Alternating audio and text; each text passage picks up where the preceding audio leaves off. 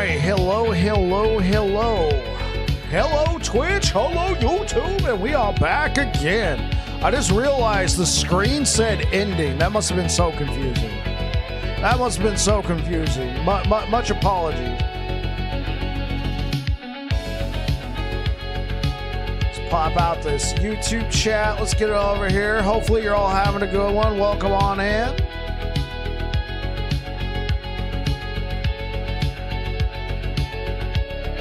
All right.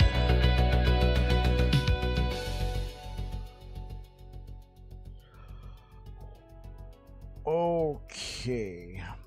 Let's go to the music library, shuffle, and play. No, skip that one. Okay, here we are, Corruption 550. What's happening? What's up, Deej? I was trying to rush because I was actually playing some Helldivers 2 with my buds. That is fun. Helldivers 2, the truth.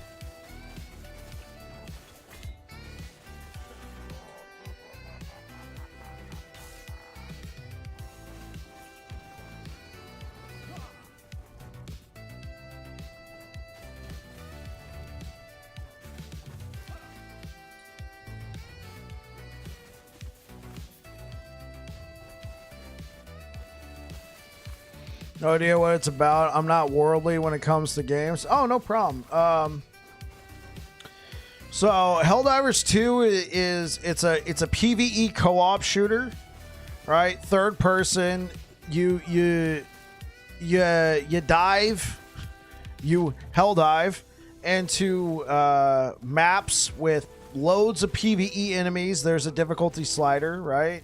So if you're playing on level 1, it's democracy, yeah. So if you play on level 1, there's not much going on. You're just trying to learn the game, right?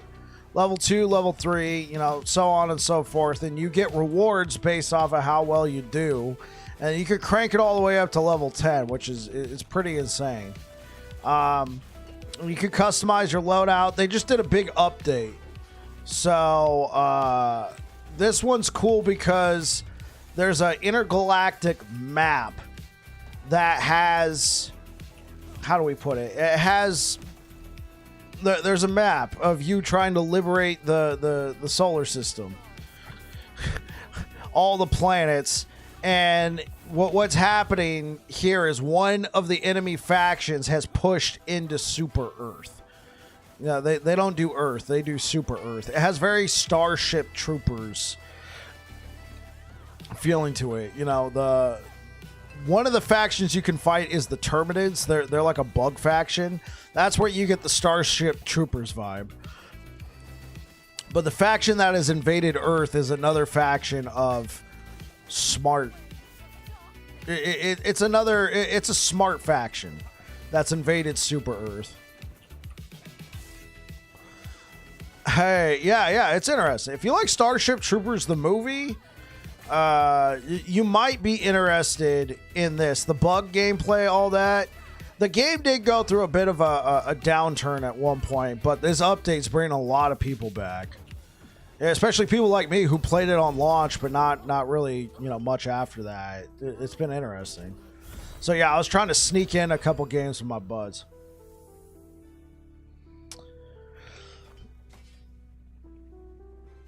I'm gonna try and hit him up after the stream. Be like, yo, we got to do one more hell dive, all right? We got to do one more before I go to bed tonight.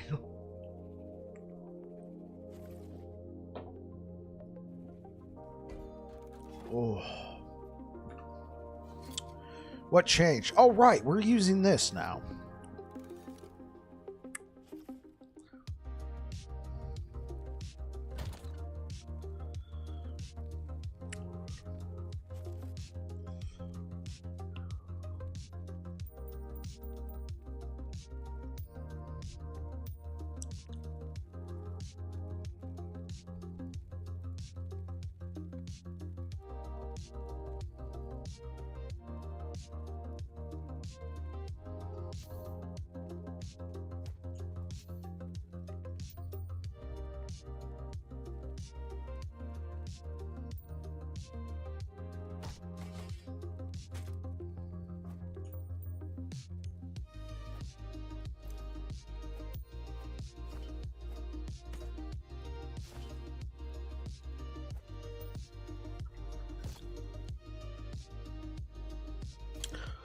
Okay.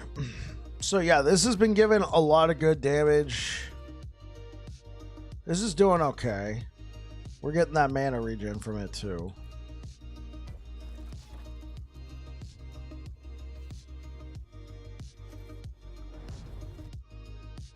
Float mode, okay.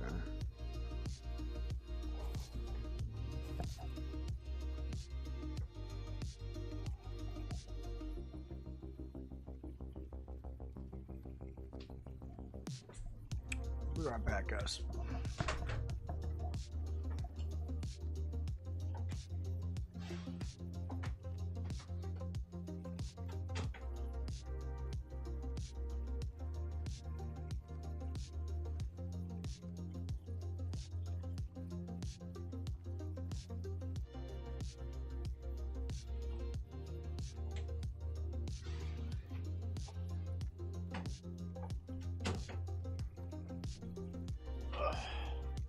Yeah, some of these AI songs don't have the best mixing, at least to my ears. Now, I could be perfectly biased being a bass player. I've tuned my ears for lower frequencies.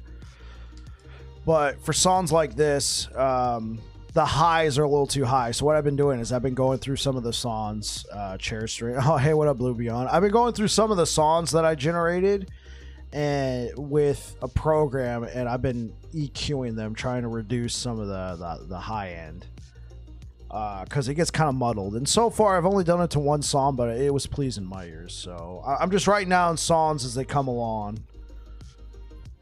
that I hear that I'm like, oh, you know what, we need to kind of EQ that one a little bit.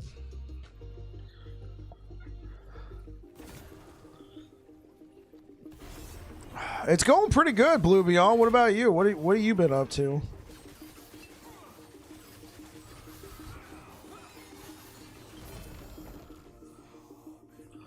Okay, I am confused here.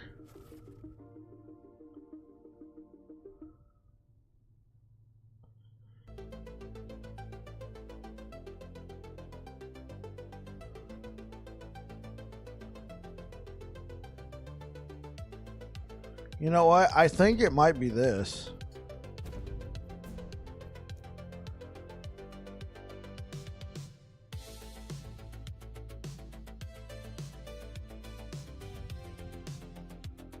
It'd be really nice if we can get that cooldown recovery.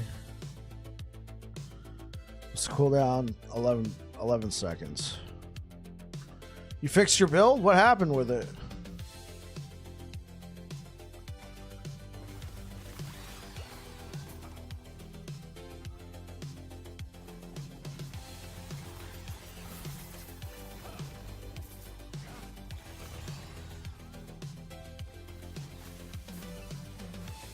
Getting the puzzle pieces together was hard. This is another one. Hearts.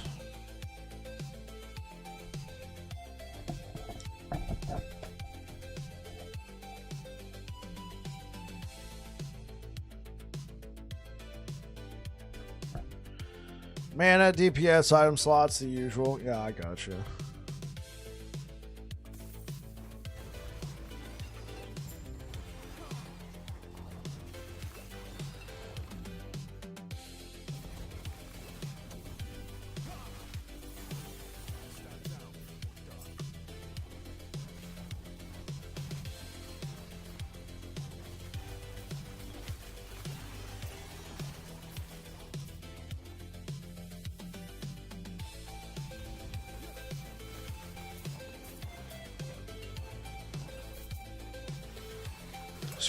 Still going with chain hammers. It does feel like the damage is...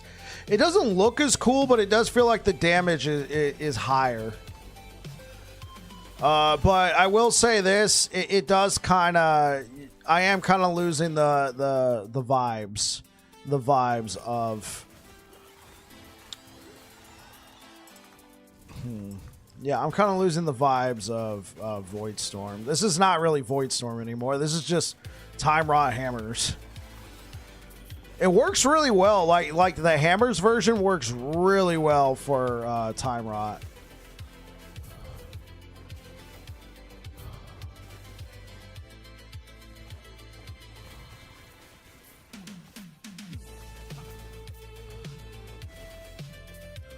Void hammered in his beast. Hey, what up, Blitz? Wait, so we're actually not using disintegrating aura. I've actually gone all in, currently leveling fresh Void hammered in. He face tanks everything. It's fun, isn't it?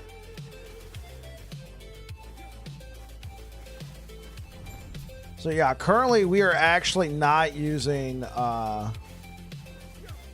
any of the disintegrating aura or anything, which I really do like that. But for Time Rot, I feel like this is actually better because we're getting, so with Time Rot hammers, right? We didn't get any extra damage from the disintegrating aura, right? All of this right here only affects disintegrating aura. It doesn't affect Time Rot. So for Time Rot, I wanted to take all the damage that we could get. So 75%, 50%, 50%, 18%. So I took off the disintegrating aura. We don't get any benefit from catapult. Our hammer throw costs 0 right now.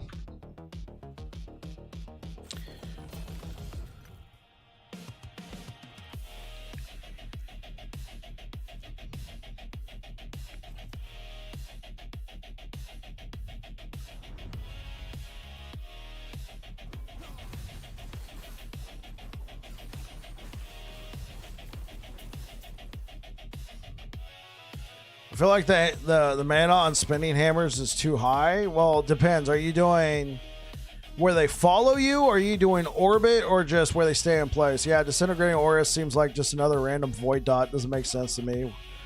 Why not just call it Doom? Because there already is a void dot in the game called Doom. Where they follow you? Yeah, that one's pretty high.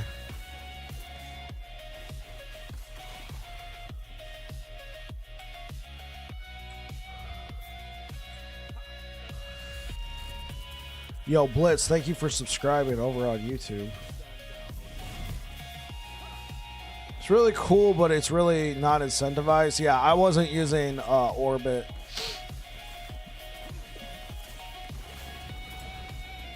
Yeah, right now, this is just...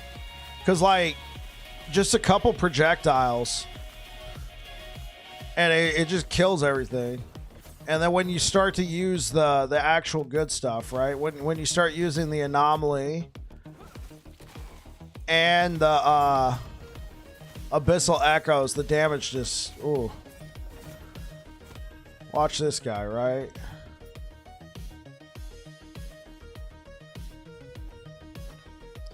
So get a load of this. Shit, what up, Savicus? Dead. Dude, he's just dead.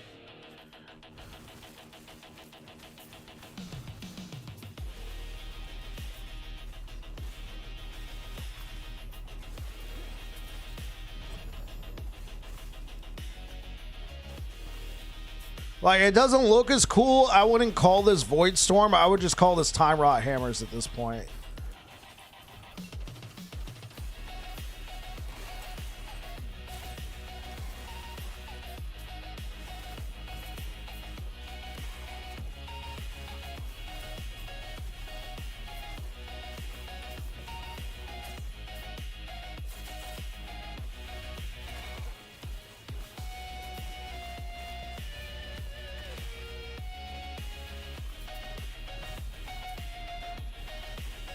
Hammer time? Yeah.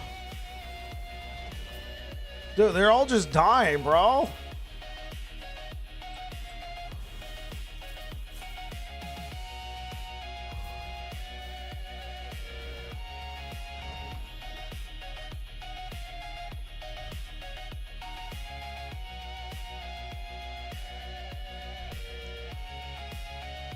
Yeah, my damage is nuts. Yeah. So I originally was doing the whole orbiting thing. It looked really cool, but the damage right now is just, it's a little, like, it's just way too good right now.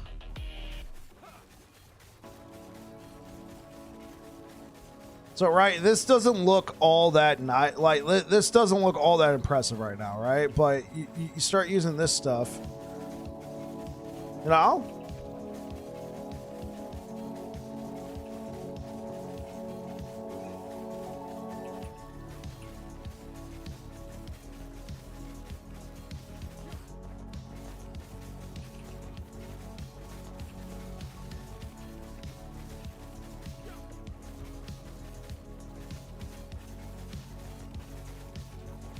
I mean, is this the most impressive damage ever? No, but it has really good burst.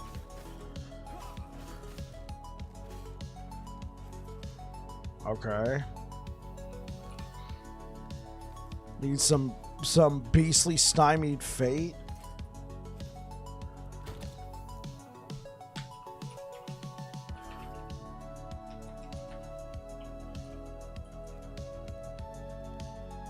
Okay. Chance to apply doom. Damage over time. Okay.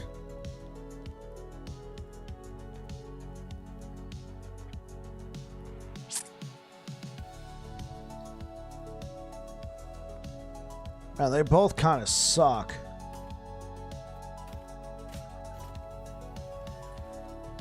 Yeah, that's what I was looking at. They both only have like, they're both a low roll.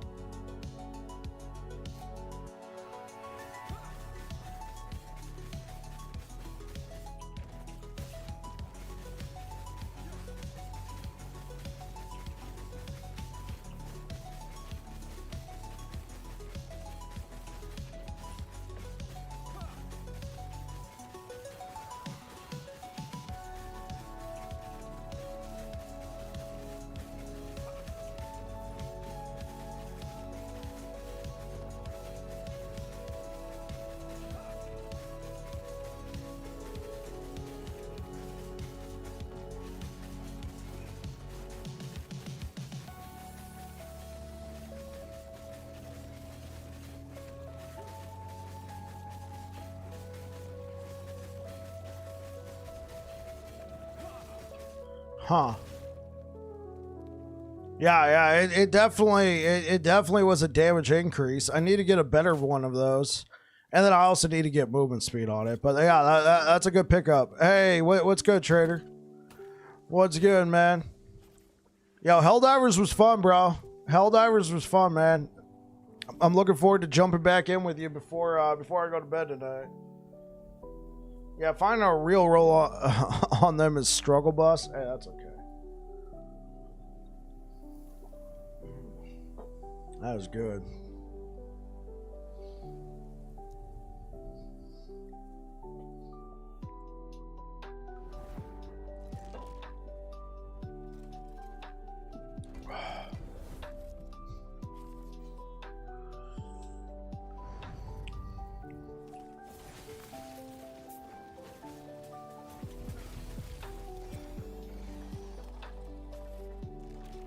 Oh.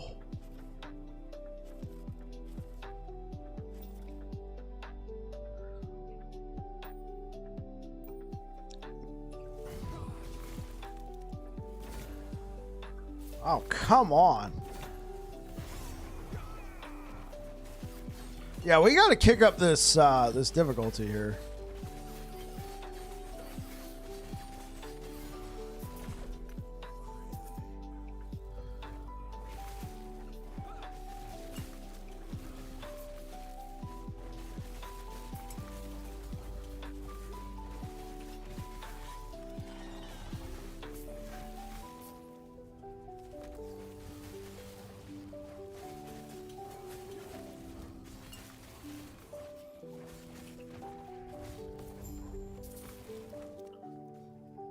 Confluence Echo?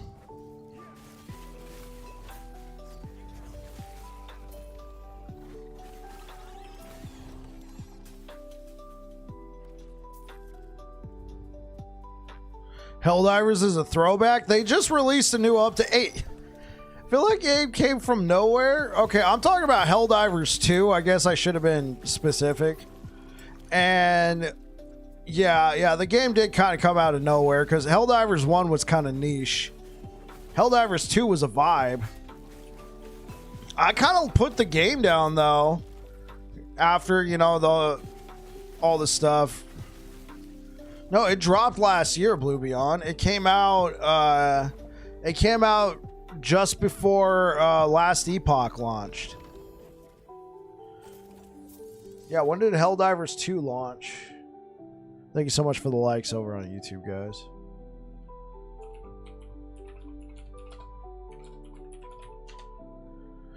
Launched last year, February 8th. Yeah. Because I remember I took 2 weeks off for, yeah, right. I took 2 weeks off to cover Last Epoch. What I would do is I would stream for like 8 hours, and then afterwards I'd get off and then go play with, you know, my buddies. Go play Helldivers with my buddies. So I'd actually put the game down for a while now. I would come back and visit, you know. But this new update, man, we just played. We got a taste of it today, man. That was cool.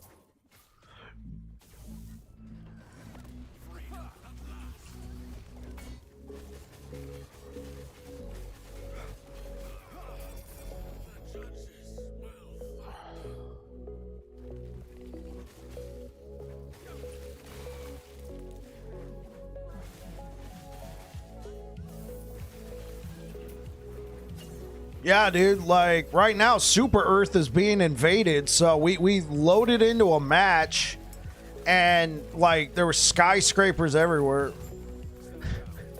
So I haven't gotten to play it that much. We got to play 20 minutes before I went live. But right now Super Earth is being invaded.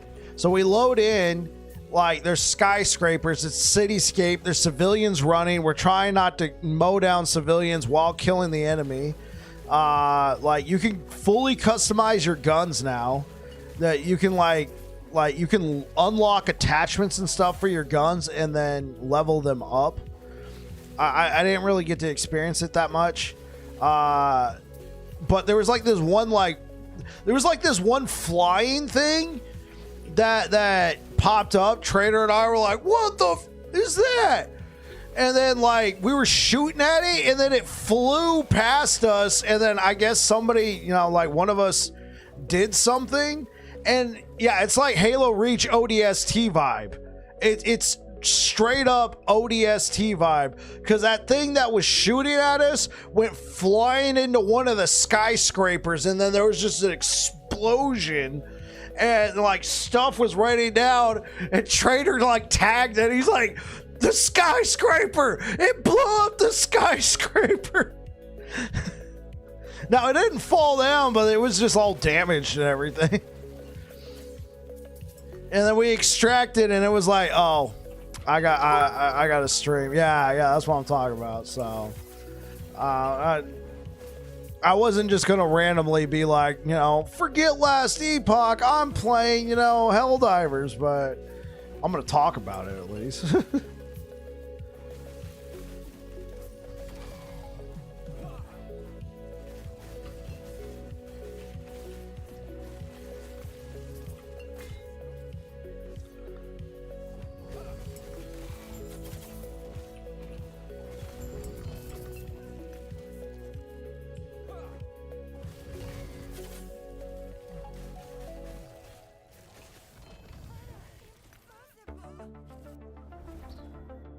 Okay, wait. Oh, that was. Yeah, that sounded way better. This sounded way better. This is one of the songs that I went through and I EQ'd it. Had some very high. Had some like very loud, very high, like high end. So I went through and just kind of EQ'd it. You know, the AI stuff is kind of, it's pretty cool. But, you know, it still kind of lacks that human touch.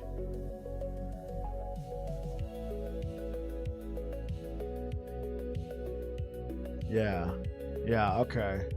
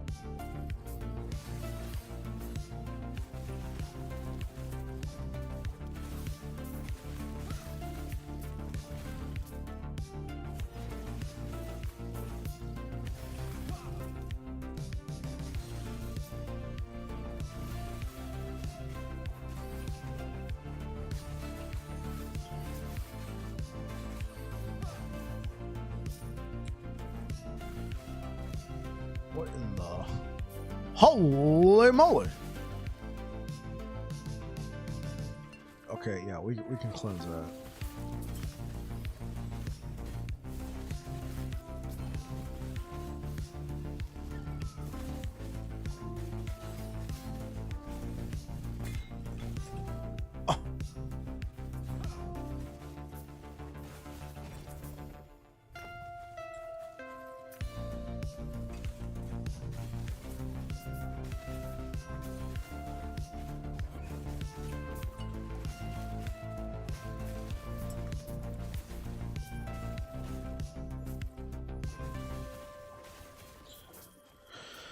Okay.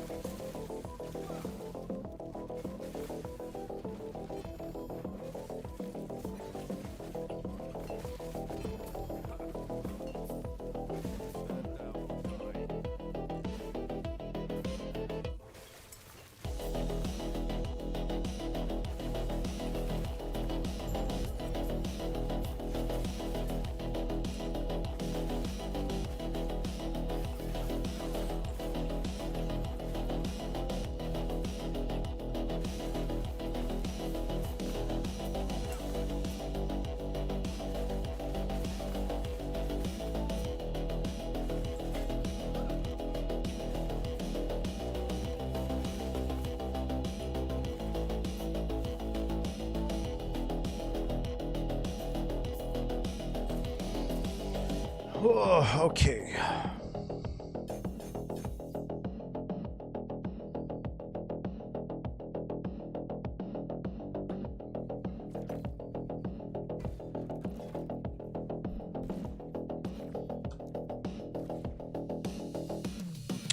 So what were you guys up to today? What were you guys doing?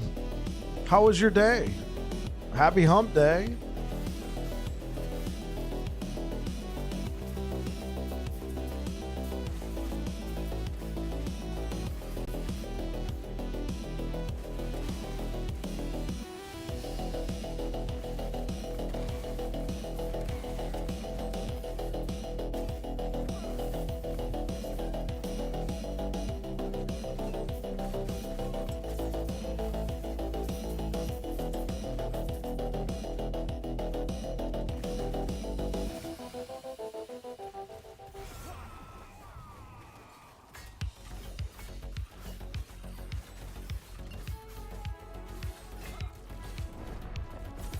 I kept getting stunned. Idols.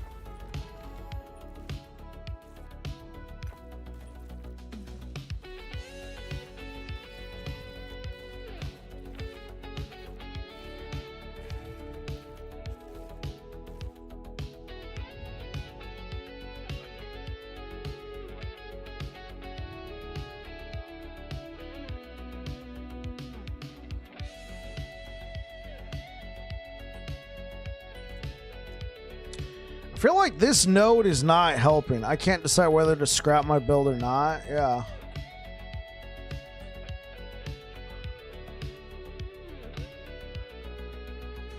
Yeah, this only affects the duration of ailments.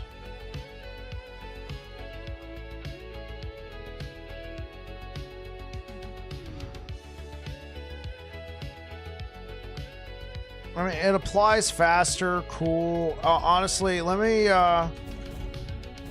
try a different thing.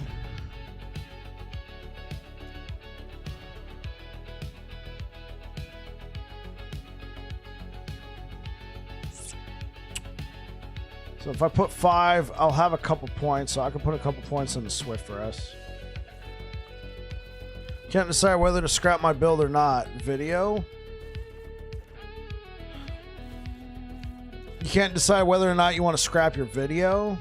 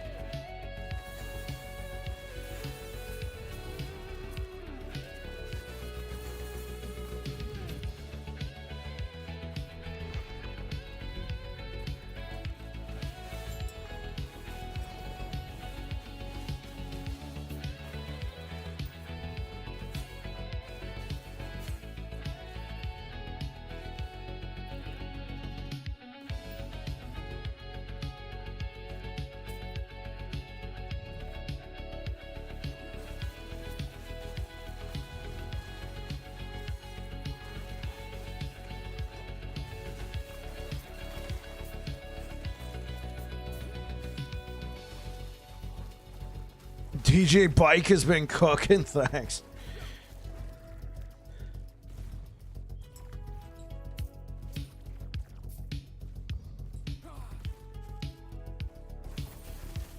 I like this one too.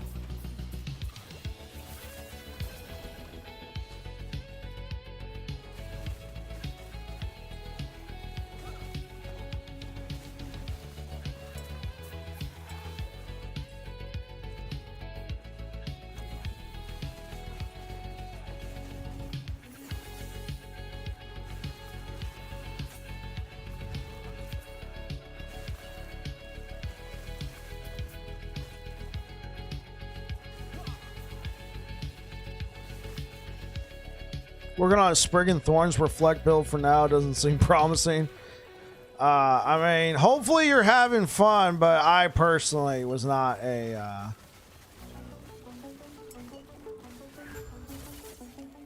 I was personally not a big fan of Reflect builds.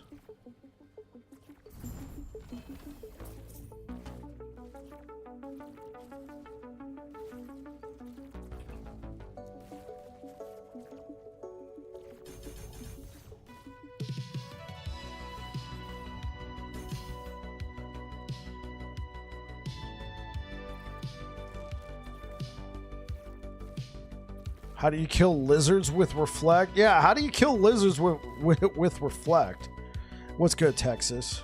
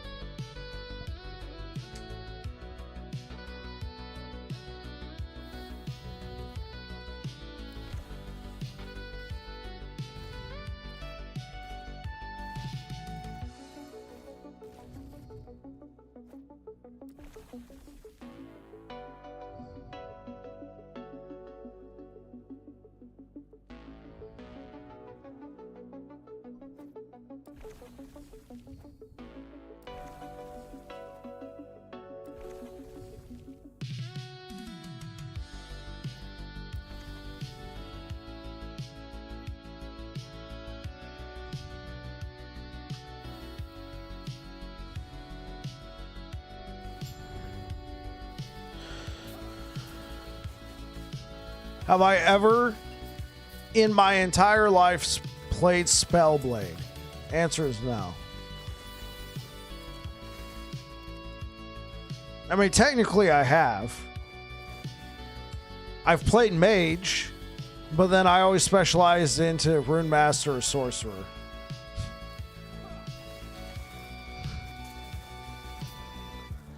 I mean, the chance was there.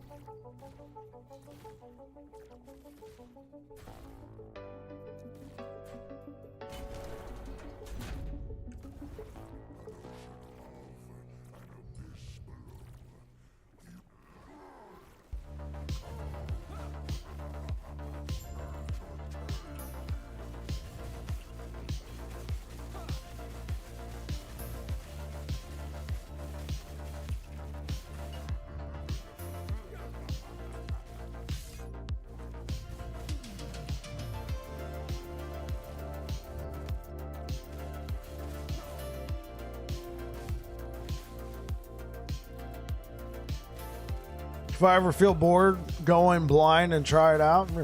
Roger Wilco.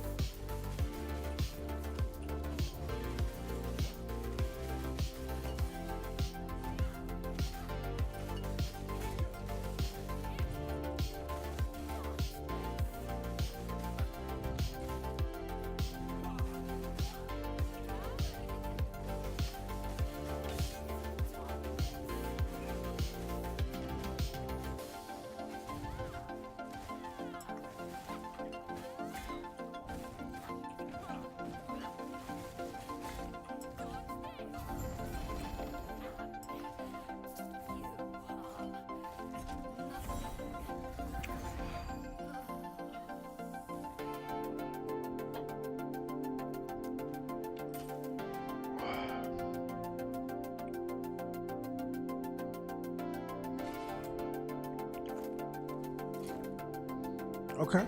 Cool.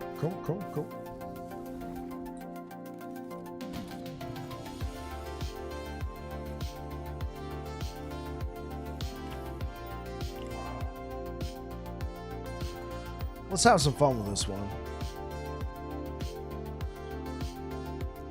Turn into damage over time. Throwing attack speed and strength, great. You already know I'm going to want to keep that. Thanks, game. Damage over time. Damage over time.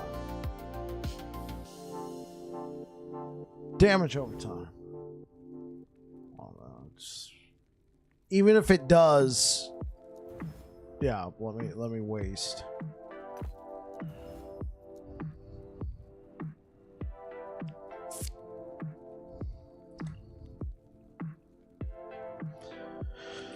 Okay, so let's look at the scaling.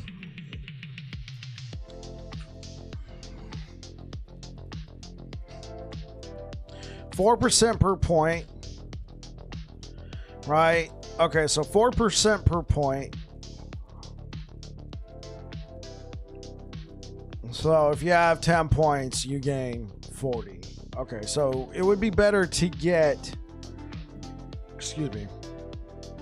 It would be better to get, in my opinion, damage over time. Or void damage. Strength is not bad because of armor.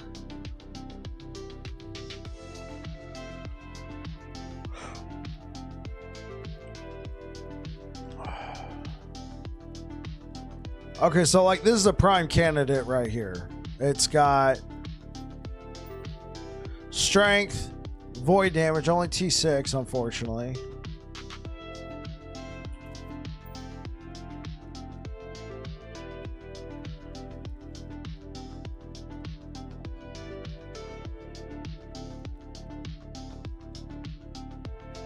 But you could seal that. Okay, well, let's see what else we can get. T6 damage over time.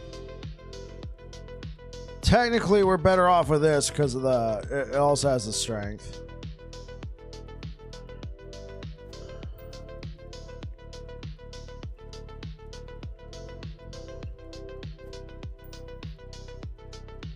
Hammer throw would still be 0.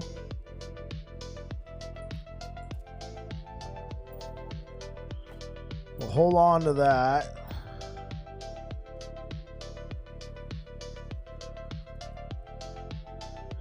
Now, what we could try and do to be sneaky... Actually, it would probably be better to try and seal the stun avoidance. So we can add double health.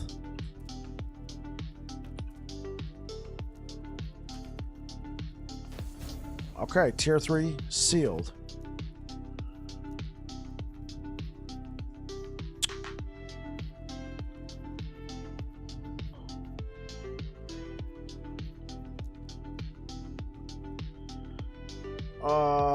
Okay, the only thing we would care about is trying to roll that health that we already have a little bit higher.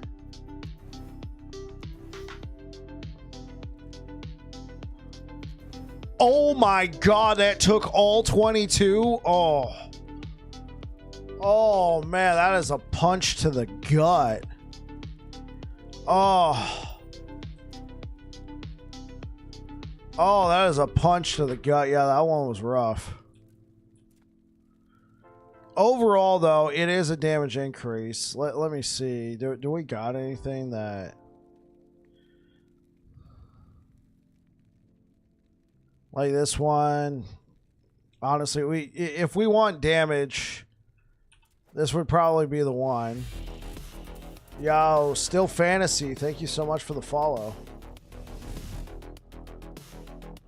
Thank you so much for the follow.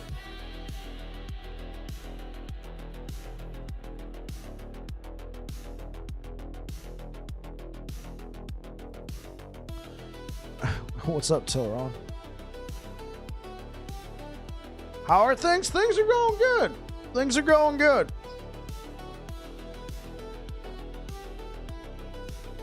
All right. Seal.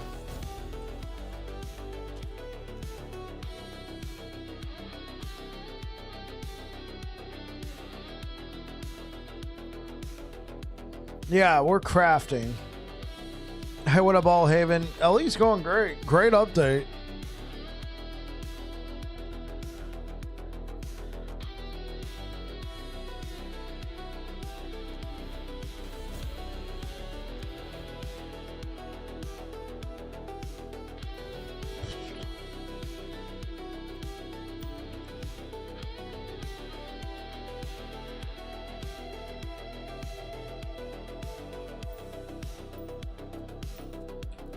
Okay, so how much? What's the health difference? About 200. That's a lot of health. You got a storm totem build going on? Not bad. I squeezed out a lot of FP, I guess.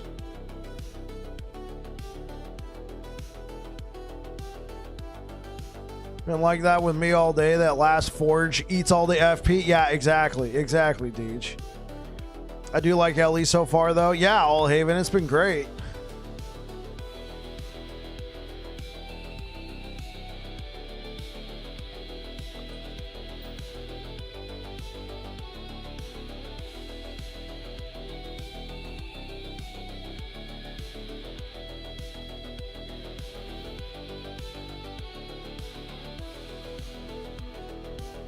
Okay, what we could do here...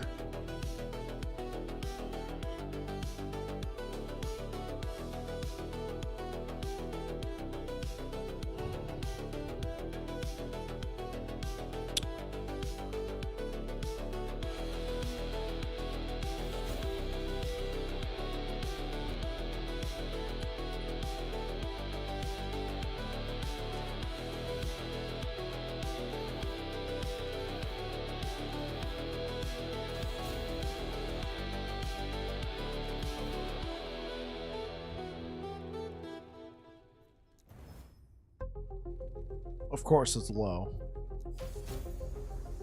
Okay, tier 5, and of course that one's high. And hopefully this turns into like void damage. Dexterity's not bad. Okay. So then we do the YOLO here.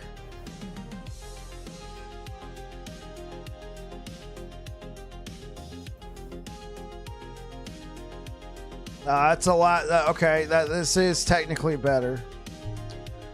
Better health. Definitely better on the damage over time. Okay.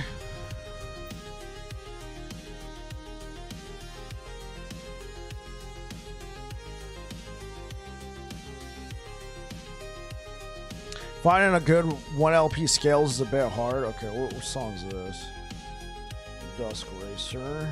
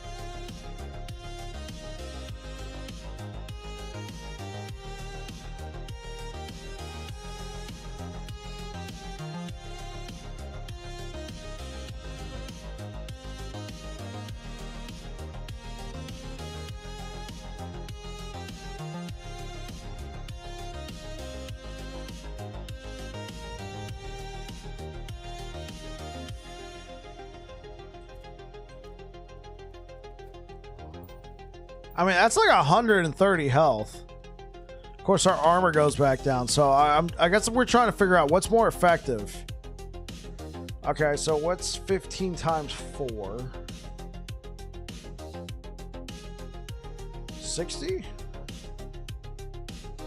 Hey, look at that.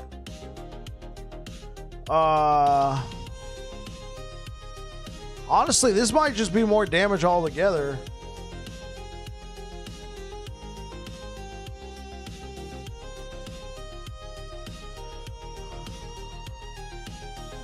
Okay.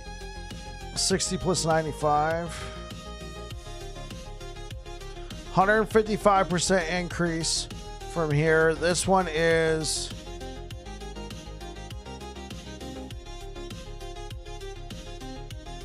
This is actually more damage. Never mind. This is actually more damage than this. It's just got a little bit less health, but with the armor increase and the damage increase.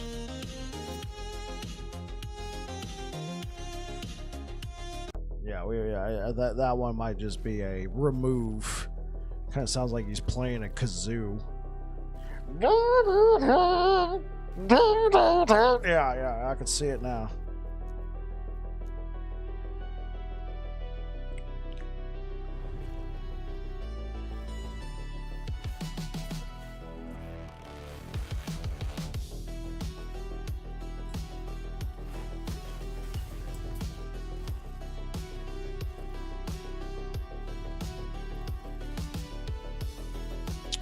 I remember this is one that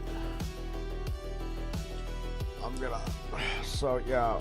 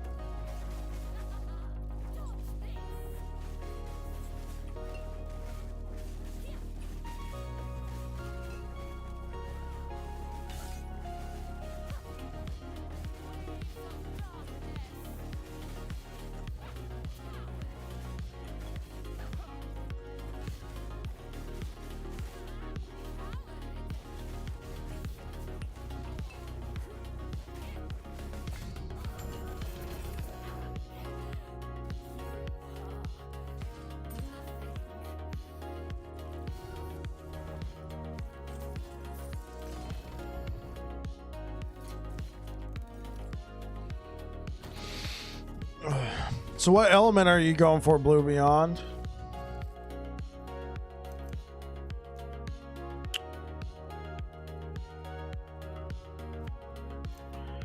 We got a 2 LP.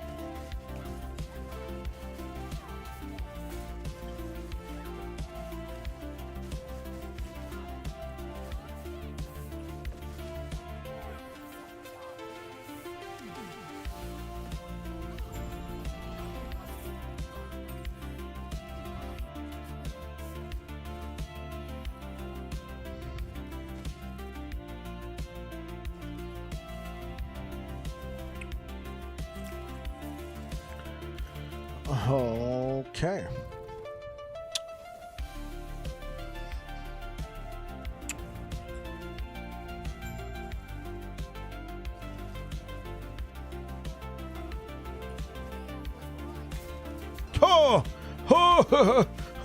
Oh man, should have worn a cup.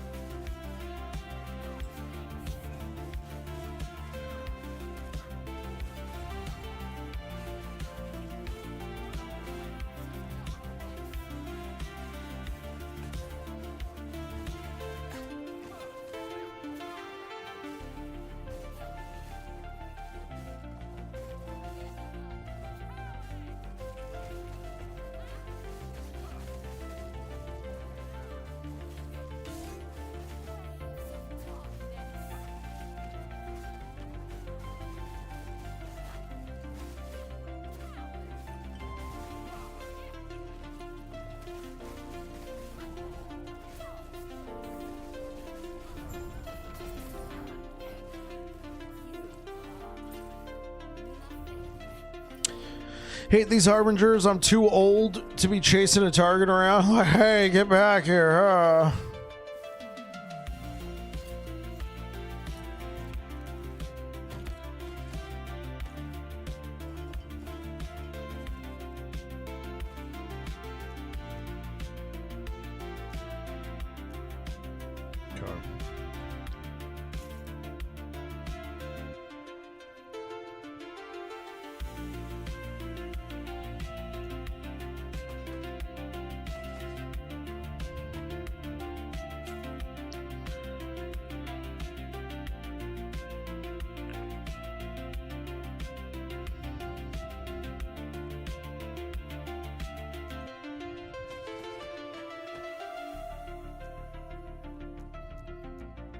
Oh, all my body armor tabs are filled, huh? Okay.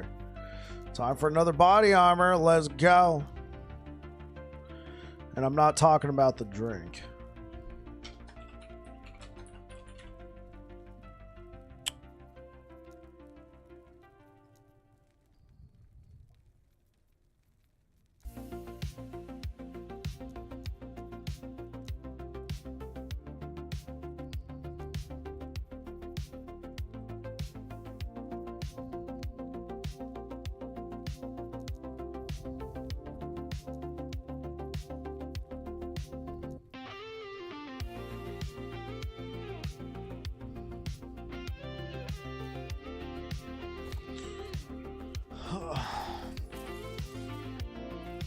Okay.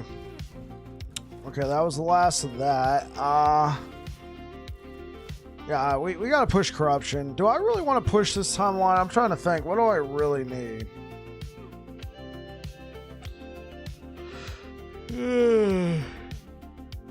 Well, let's fight the boss one more time. The boss of this realm.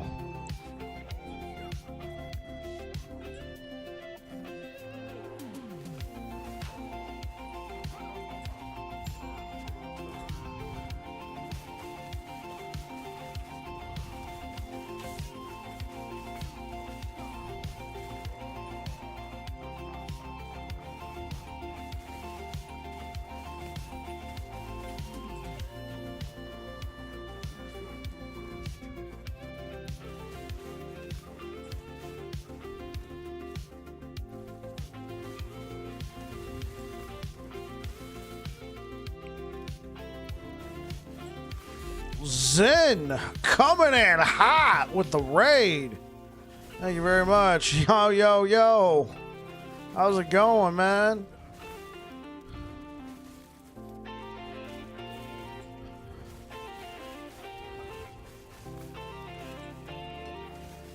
What's up, Bike? How you doing tonight? I'm doing pretty good, man. Played a little bit of Helldivers before the stream. Just continuing to work on this build. I don't know if I can call it Voidstorm anymore. It's basically Time Rot Hammers now. We've lost all the aesthetics of Voidstorm.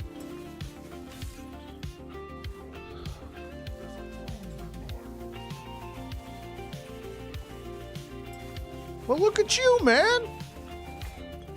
Look at you, man. You just hit affiliate and you're out here raiding and stuff now? Hammer time, get out the jammer pants. Hey man, the hammer jammer pants from Diablo 3 were a vibe, alright? He's the GOAT. The GOAT!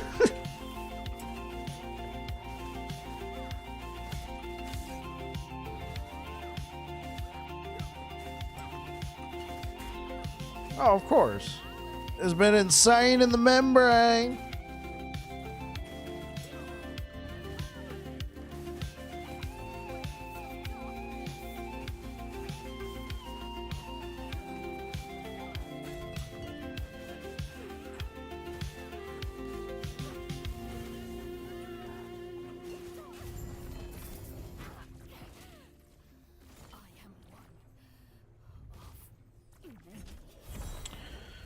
This build seems too legit.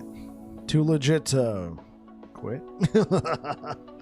Wrapping up the day, so I'm off to bed. Yo, Zen Krios, thank you so much for the raid. Let me give you a shout out real quick before you get out of here, man. Make sure I spelt your name right. I have done this before.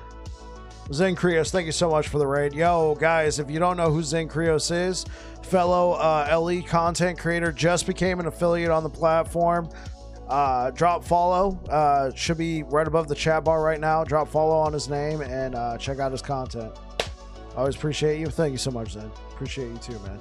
Thank you so much for the raid. All right, well, welcome on in, Raiders. I'm Babbling Bike, and I play a lot of Sentinel.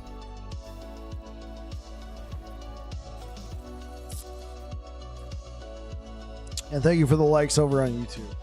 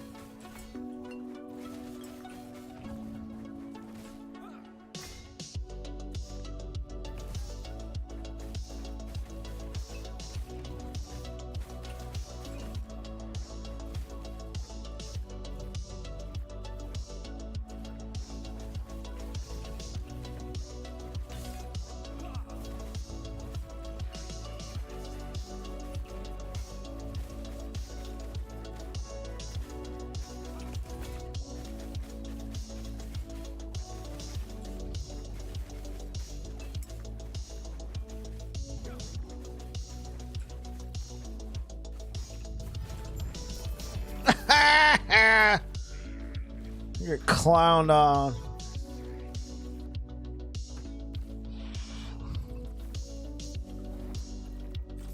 Yeah, I think the next step forward, Deej, is to get a stymied fate, like a good one. Because right now I'm using Blood of the Exile for, you know, the strength and dexterity, right? We're stacking with strength and dexterity, so that's what, 22?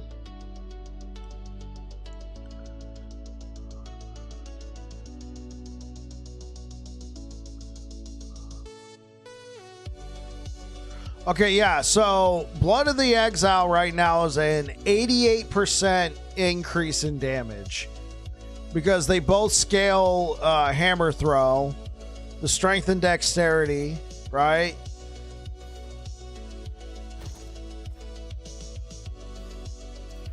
You're trying to find one you can put some movement on? Yeah.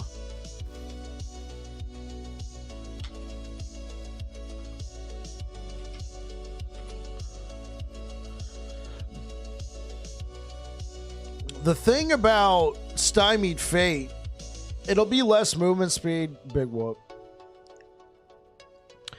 Right? The thing about it, though, if you can hit that 128 damage over time and then get a decent chance to apply Doom, Doom is just going to be another dot for you to use in the build. You know, just more, more damage that you're going to be able to deal. Supplemental at this point.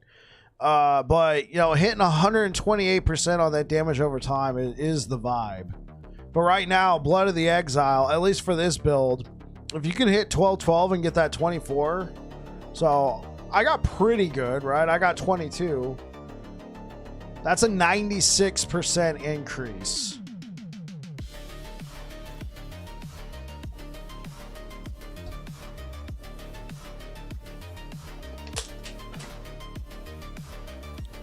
Yeah, well, Deej, what skill are you using?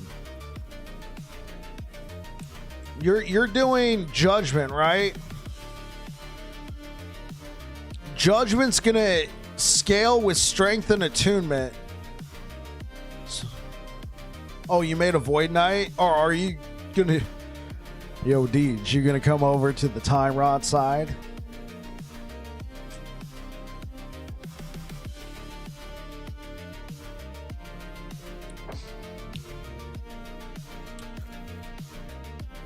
I'm trying to dupe you a bit. I've always liked VK. Thanks. Yeah, absolutely. Feel free to dupe me, man. That's kind of what I established my channel to be. Hey guys, look what I did, and you could do it too. One of us. One of us.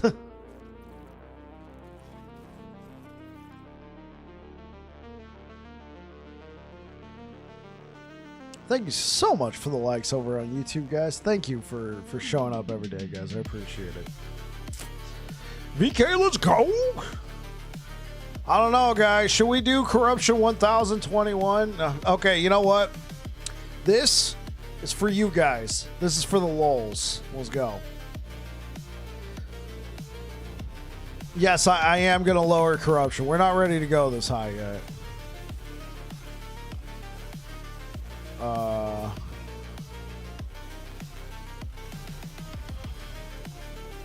Yeah, they're definitely not just popping. Oh, please, I'm sorry.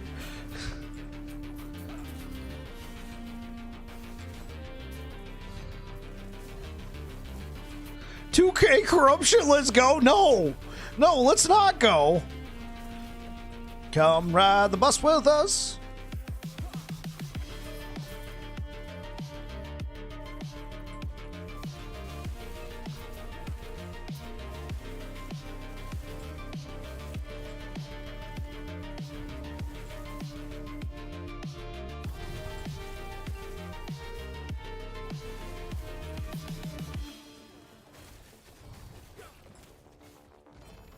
Please.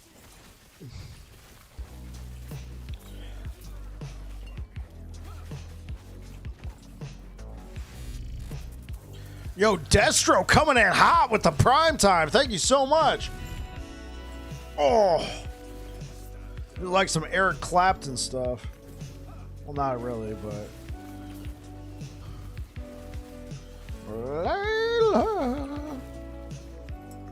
Okay. Guys, this was just a fluke, alright? No! No! Yeah, I told you guys, I ran into 2 champions.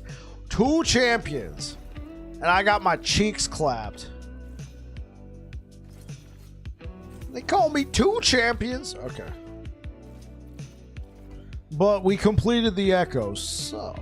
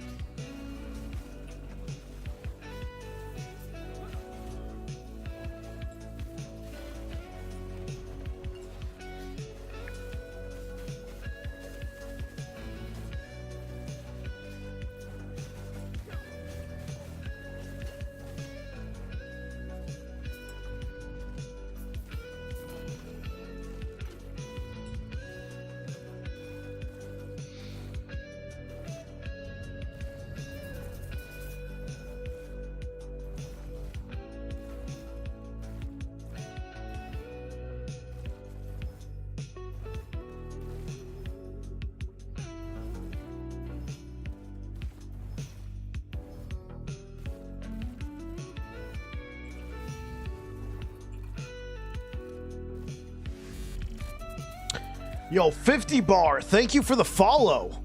Coming in hot.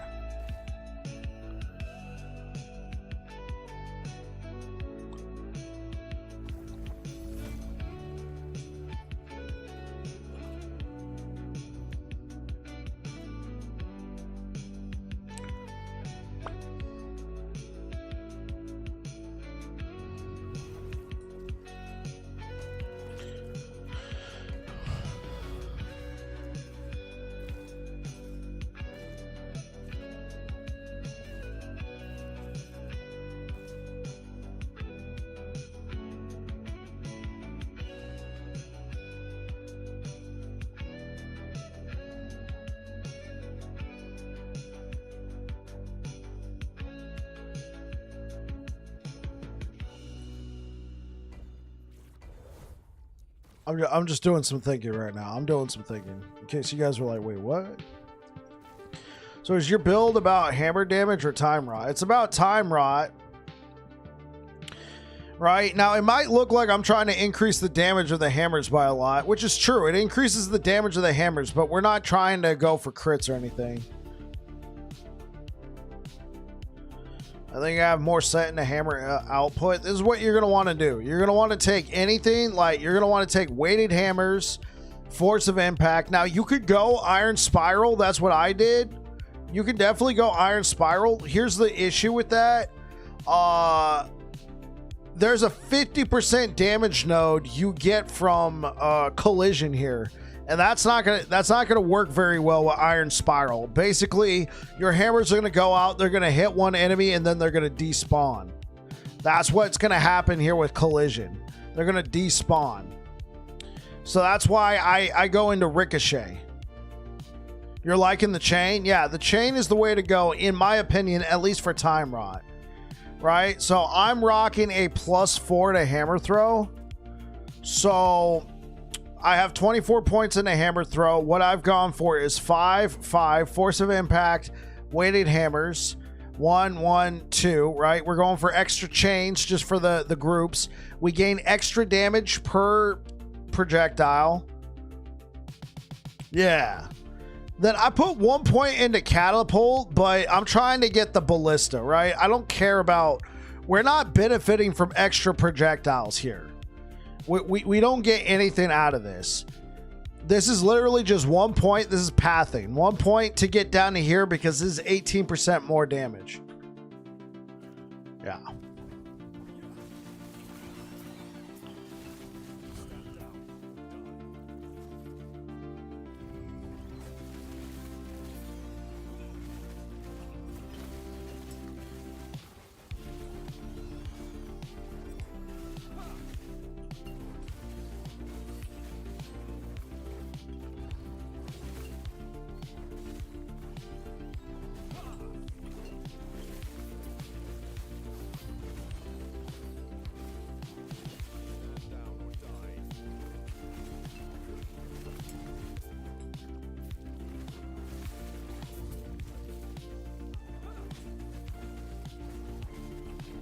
Cattywampus, yeah.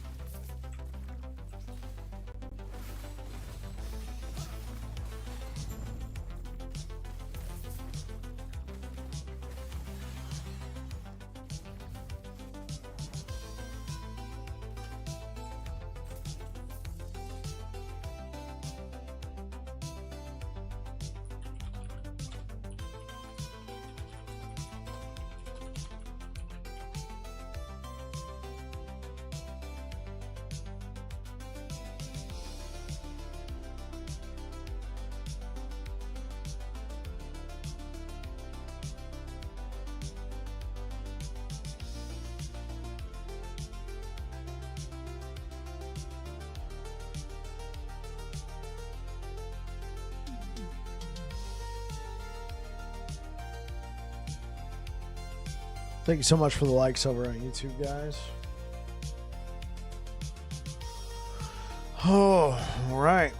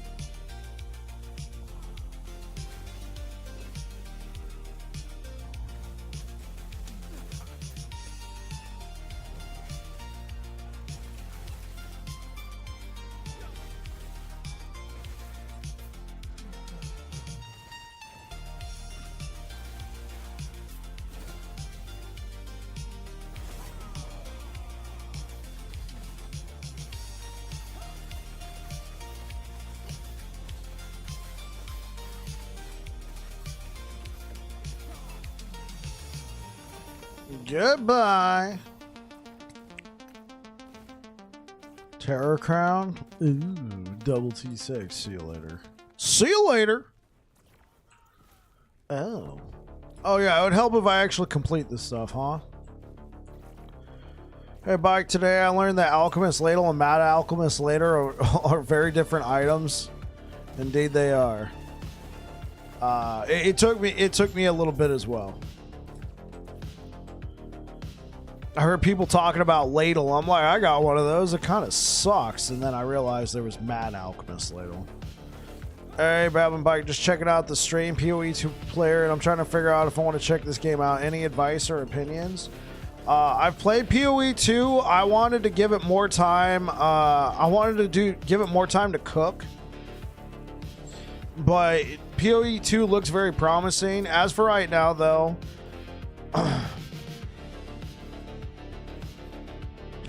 I thought this build sucks, and I was like, oh, wait a minute. Yeah, so Wichita Pilot, I've played PoE 2. I think it's got solid bones, but I personally wanted to give it more time to cook, so I haven't played it a ton, if that makes sense. As for this game, I'm closing in on 2,000 hours. I'm just about there. I'm like on its doorstep. I've really enjoyed the game. This update is very good. It's very easy to get into. You don't need a build guide. You can just jump in, start playing. Build guides are cool, but you can jump in, start playing, get to the end game, maybe reference a few builds, but you can go at it at your own pace. They've expanded the end game a lot of great offerings, a lot of great quality of life. I highly recommend it. Let me go over a few things. If you like stash tabs, right? If you like stash tabs, look at all these stash tabs, right? This is all bought with in-game currency, right? In-game gold right here. You don't, no microtransactions for quality of life. I'm not bashing it. I'm just letting you know. If you want stash tabs, you want to be able to completely customize them, right click on them, give them affinities, that sort of thing. You can do that in this game. You got a loot filter right in the game. You can edit it. You don't have to go to a third-party website. Just completely edit it the way you want. You can export it, share it with your friends, go from there. Trading in the game is not required. They have a faction that gives you boosted item drops if you want to play solo, which is what I'm doing. It's not even necessarily for the solo player, but you could use it as a solo player. But if you did want to trade with others, you don't have to use a third-party website. You don't have to be like, hey, I want that, blah, blah, blah, willing to trade, blah, blah, blah. No response, go to the next guy. Willing to trade, blah, blah, blah. No response, go to the next guy. And then you finally make the trade, and then you get a message from the other two people you were talking to because they were, you know, using the restroom. They were on the crapper. None of that. You just go to the in-game auction house. Let me show you. I'm not part of the in-game auction house, but I can show you what it looks like. I'm not part of the in-game trade. You have to choose boosted item drops or trade. Your choice. So you go to trade. I will say this is probably not the strongest representative, but if you want to buy items, there's a vendor for each type of item. I can't show you because I'm not in the Merchants Guild, right? But normally you could click on a name. There's all these filters. You can do that sort of thing. Yeah, I highly recommend this game. I believe it's on sale right now. And if you want to support me, if you liked what I showed you and perhaps you live in the United States, you don't have to worry about, you know, maybe you don't have to worry about regional pricing. You can use my in-game, you can use my Nexus storefront to purchase Last Epoch. The discount that is on Steam, I'm assuming it's still on Steam right now, also applies to the Nexus storefront. You buy the game, you get a key to Steam, I get a kickback. Thank you very much for stopping on by Wichita Pilot. Hopefully that helped.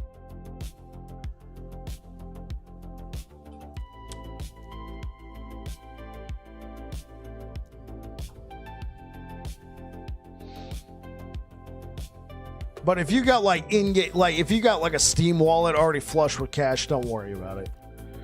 I just like to, you know, shill a little bit. Hey, hey, hey.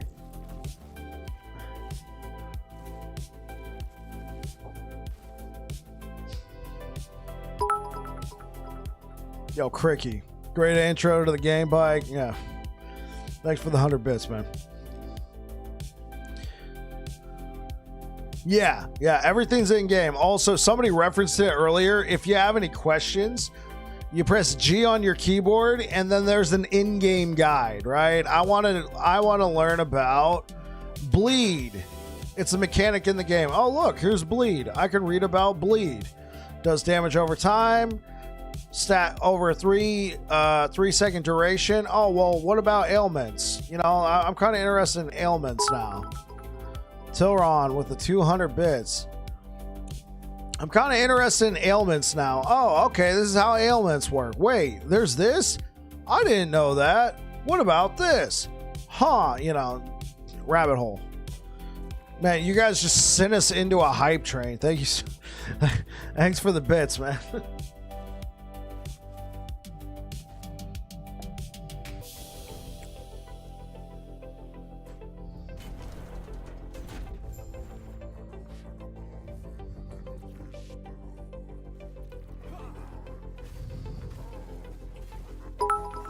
Yo, thank you for the 100 bits, Pablo.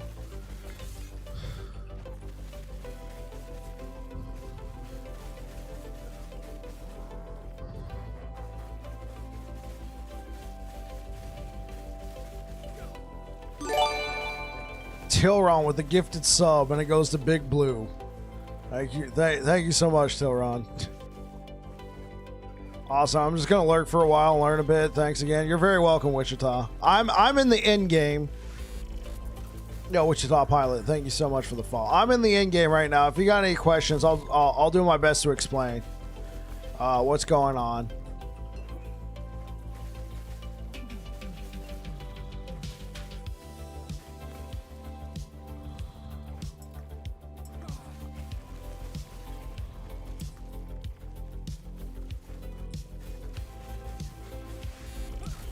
Wichita coming in hot with the prime time. Thank you so much.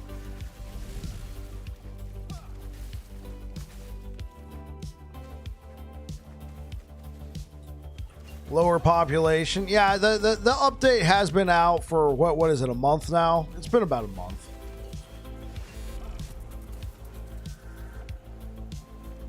Geofraw, thank you so much for the follow over here on Twitch.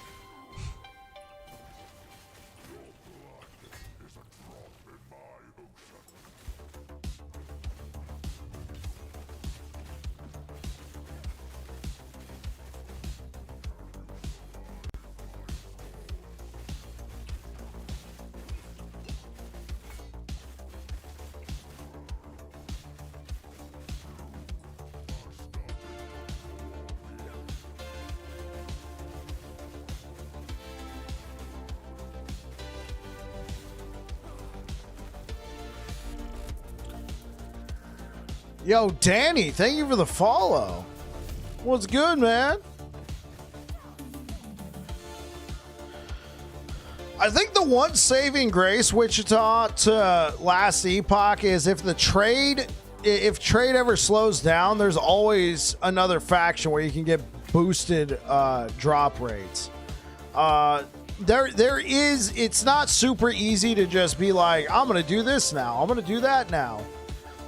Because there's a whole thing about faction tagging. Hey, Bike, not too bad. How about you? I'm doing okay. I'm doing pretty good. I can explain that later, or chat can clue you in. But, you know, there's options in game other than, oh, well, nobody's playing, no trade. Game sucks. You know, I don't know about sucks, but feels rough. I've personally always been like a bit of an SSF guy myself, so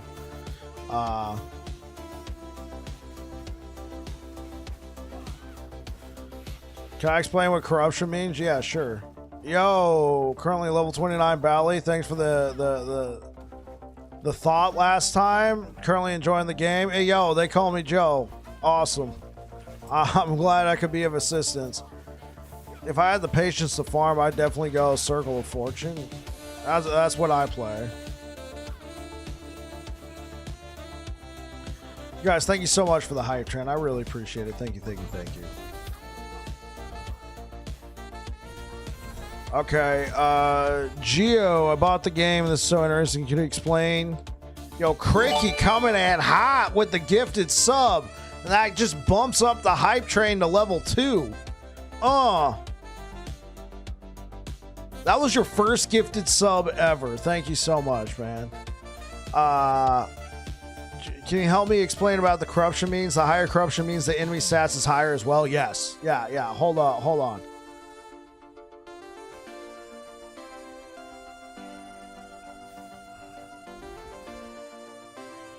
Thanks for the gifted sub. Yeah, that's what I'm talking about. Yo, Cricky, thank you so much. I tried MG, wasn't a fan. Cough dopamine when stuff hits. Yeah, true. Okay. All right, let's get ready. Cameras rolling. Okay. Action. Corruption. How does corruption work? Corruption does a couple different things for you, the player. When you push corruption in empowered monoliths, I would not recommend pushing corruption in regular monoliths. You can push corruption in regular monoliths, but it's capped at 50 and it's slow. Highly recommend pushing corruption in empowered monoliths. Corruption is endless. This number can go to infinitude. Or as far as I'm aware of, it doesn't have a cap. Now, maybe it has an in-game cap. Like maybe they can only go up to, 9999999, whatever. But, you can push this as high as you want. Now, in most cases, you get a lot of diminishing returns, especially around 1,000 corruption. But if you want to just push the corruption as high as possible because you want to, you want to flex on everybody, you can do that. So you push corruption. This number right here, 651, is directly tied to this number right here. Enemies have 677 more health and damage. Now, it's not a 1-for-1, as you can see. I got 651 corruption. As you can see, they don't get 651% more health and damage. But it is tied to this number. So they get more health. But here's what you also get. You, the player, also get a benefit, right? This isn't just making the game harder for yourself because you want to see what your build can do. No. You also get increased item rarity, right? The chances, the item rarity chances go up. Like I said, around 1,000 corruption, you start getting diminishing returns. But you get better item drop rates all the way up. Experience gain. Oh, you guys can't see this. Excuse me. I am so sorry. I'm like, yeah, guys, it's right here. Okay. So right here, actually,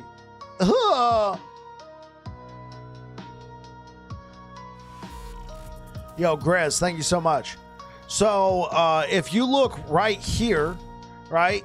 So you get 687% increased item rarity. Hold up, let me see. You guys could kind of see that before. Okay, I don't have to re-explain that.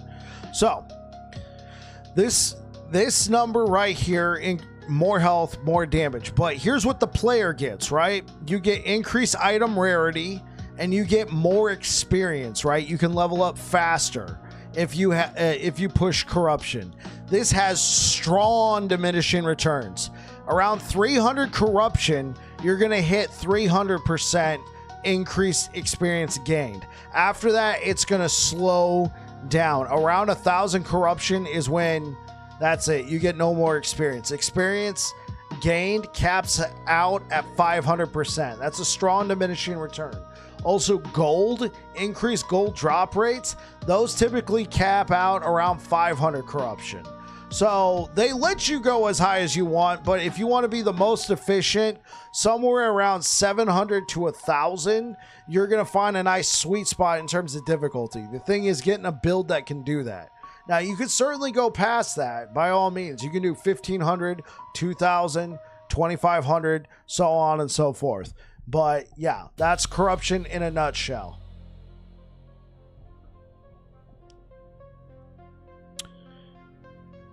I'm in that boat, super casual, maybe a couple hours in the evening and want to enjoy all the content. If a player has less time to play, MG is better. Just buy stuff, enjoy. I got you. Well, that does sound fun. More often, I'm too busy not dying to dig through piles of loot. Guys, thank you so much for the hype train. It is officially over. Biggest drawback for MG is gold cap. There's items that you can farm and cost more than gold cap. Choo choo. Yeah, that's right. Thank you so much for everything, guys.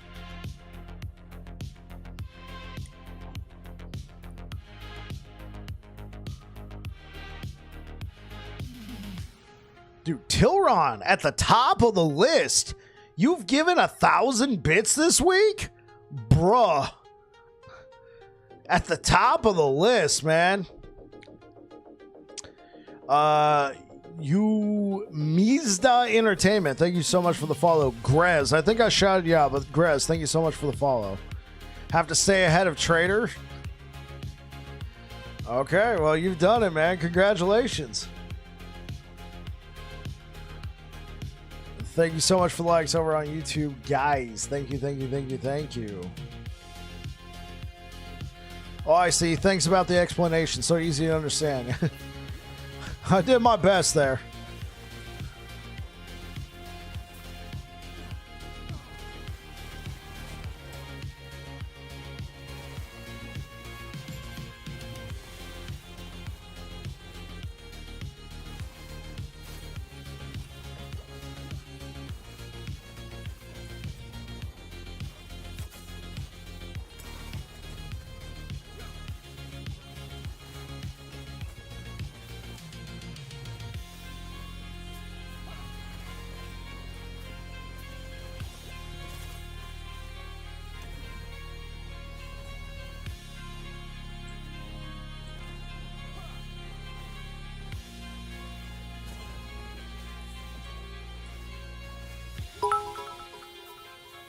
Yo, Pablo coming in with 1,000 bits. Thank you so much. He's now taking the lead.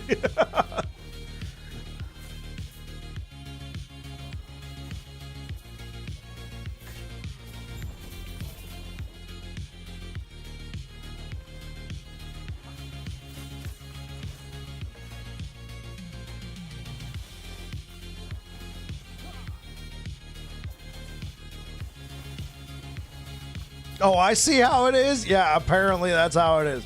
Pablo, thank you so much for the 1,000 bits, man. I really appreciate it.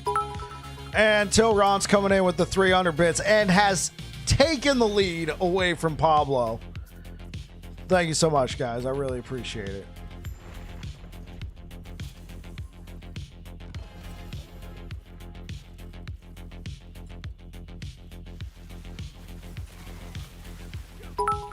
And Trader comes in with the 2,000 bits.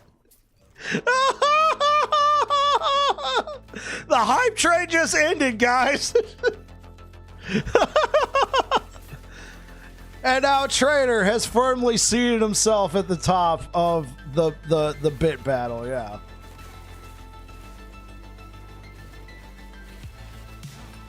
I knew it was coming. Hey, you know what though? You know what, Tilron? You had it for a window of time. And then on to... Oh, okay. He wants to make it an even 3,000. Thank you so much for the 3,000 total bits this week. Trader. I almost said Tilron. Thank you so much, man. You guys have been so generous this week. Thank you, thank you, thank you. This means war.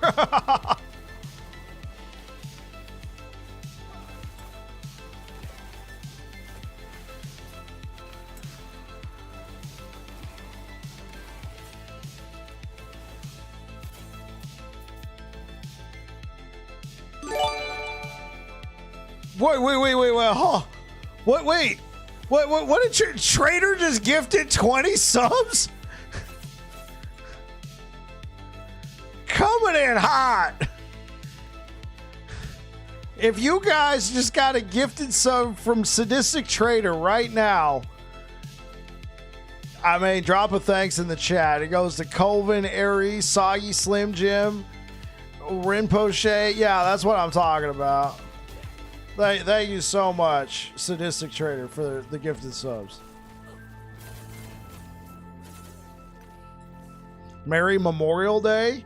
Hey, my birthday's the week after that, so I mean... No, my birthday's 2 weeks after that. Early birthday present, just taking over the leaderboards, huh? Yeah, man, he's just out here like, yo... Yeah, he's taking the gifted leaderboard and the bit leaderboard. Thank you so much for the likes on YouTube, guys. Tilron has a sad face now? Oh, man. No. Big W? Yo, Joe Breezy, my guy.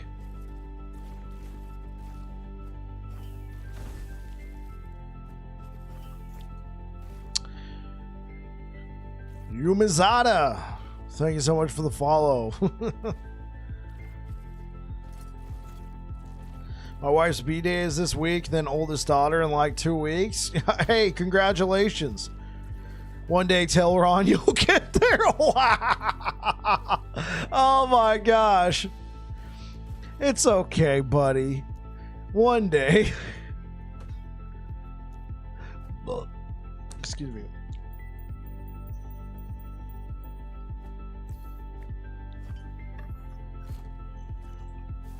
Cricky out here. One day. Hey now.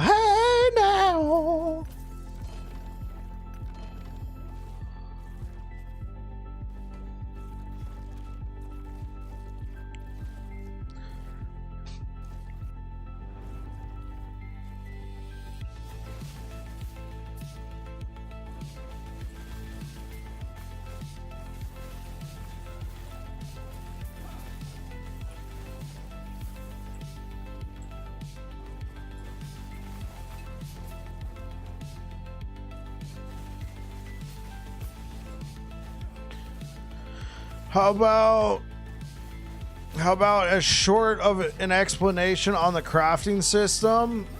Gotta be better than PoE 2, right? Okay, so I don't know much about the PoE 2 crafting system. Here's what I've heard from others, all right? So this is no shade.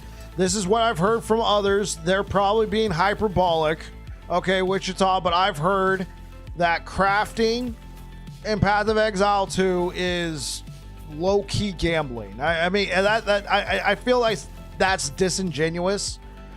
It's RNG from what I've heard, but I haven't played that far into Path of Exile 2.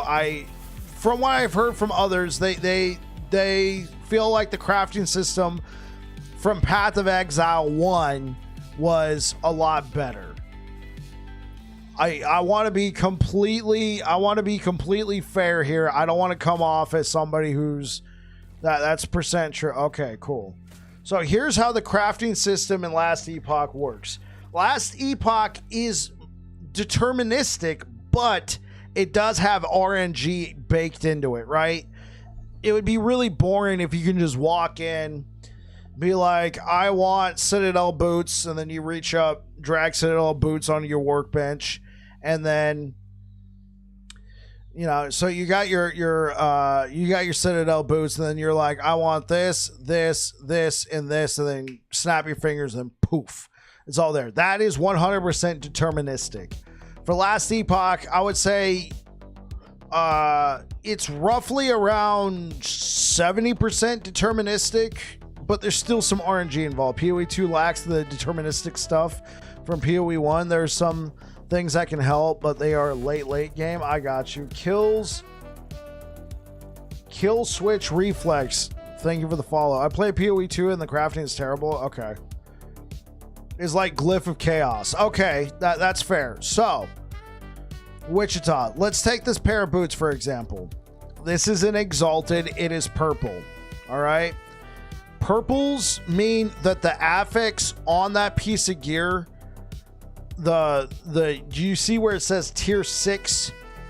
That means it dropped with a tier 6 affix. You cannot craft tier 6. You can only craft up to tier 5. So we got a tier 4 affix, a tier 5, tier 1 affix, and a tier 6. Okay? So you have to go out there and find loot, right? You can't just craft tier 6 or tier 7. Tier 7 is the highest, right?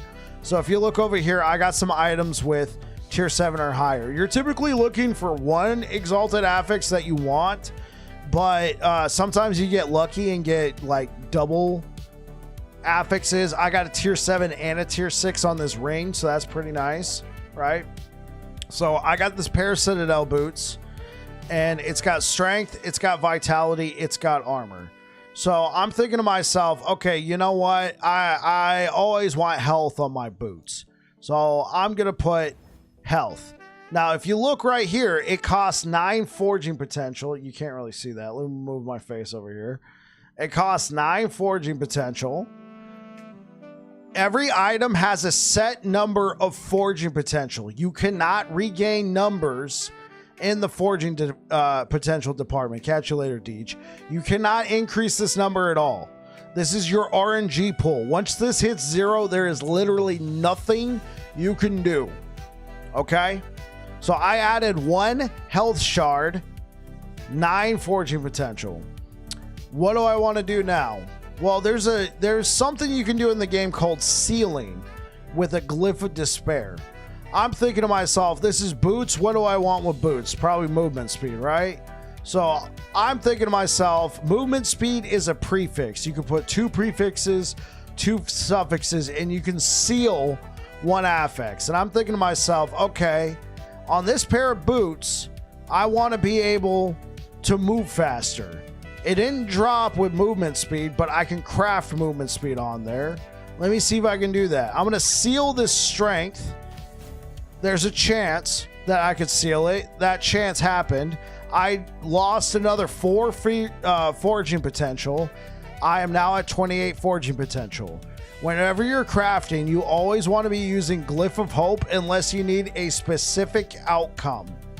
right? Let's just stick with Glyph of Hope for right now. Essentially, gives you a 25% chance to not use any forging potential. So there's RNG involved, right? So I've sealed this strength. I want movement speed, right? Movement speed is the only affix that boots are the only piece of gear that you can put movement speed on. Now there's items in the game that might give you some movement speed, but that's not, you can't craft movement speed onto anything but a pair of boots. Okay, so I put one tier, I use 2 forging potential, right? We got movement speed. All right, I use more forging potential, but I got another movement speed. I use more forging potential, all right? That used 12. I got 1 left. All right. Whenever you craft, you got to pay attention to this number right here. This is going to cost anywhere from 1 to 24. Since I have at least 1 forging potential left, I can craft on this item. So if I upgrade this affix one more time, I could do it. I could choose that for armor, health, or movement speed. Obviously, I wanted movement speed. Let's see what happens. It preserved the forging potential because I got something called a critical success. What that did is, you know, every time you go to increase an affix of an item, it kind of rolls like a D20. I hit a crit, so it upgraded the movement speed and then upgraded a random affix somewhere on the item. In this case, it upgraded the armor to tier 5. So now we only got this tier 1 health. The likelihood of me preserving this forging potential at 1 is low, right? But we are using Glyph of Hope. We have a 25% chance to use no forging potential, and we could still roll and try and crit. Let's see what happens. Glyph of Hope was used. We preserved. Glyph of Hope was used. We preserved. Glyph of Hope, finally we used it. So as you can see, it's RNG, but you have options to craft onto items. So going all the way back, we have 42 forging potential. We maxed out affixes. We sealed an affix, and we're most of the way there. Now I got this pair of boots. And there's more options, but we're just going to stick with that. And honestly, I don't care about these boots. Bye.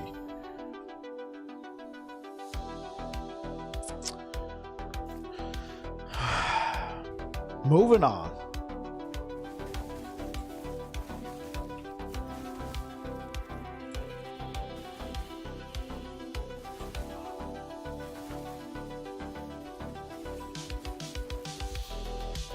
You're very welcome, Wichita. 4 crafts on 1 LP. You used up your streamer luck on a T6 item. Hey. All right, man. That was a tutorial. It was worth the streamer luck.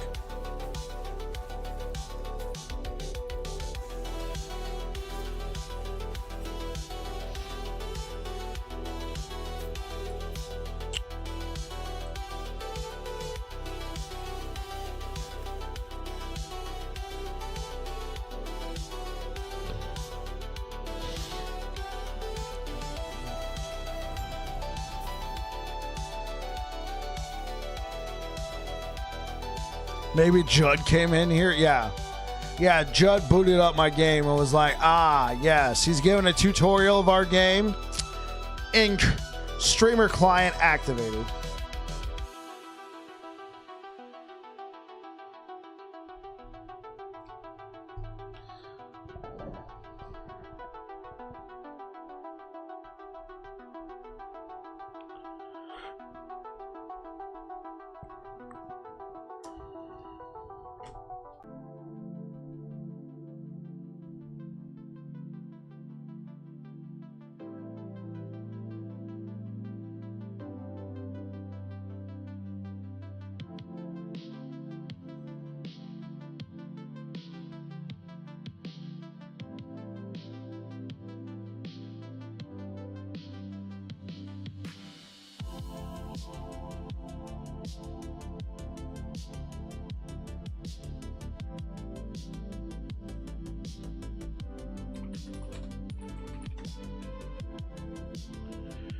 This game is on my wish list and cheaper than Diablo 4 Grim Dawn is my fave, but I want to try other ARPGs. Enrique, highly recommend. I'm closing in on 2,000 hours. Highly recommend.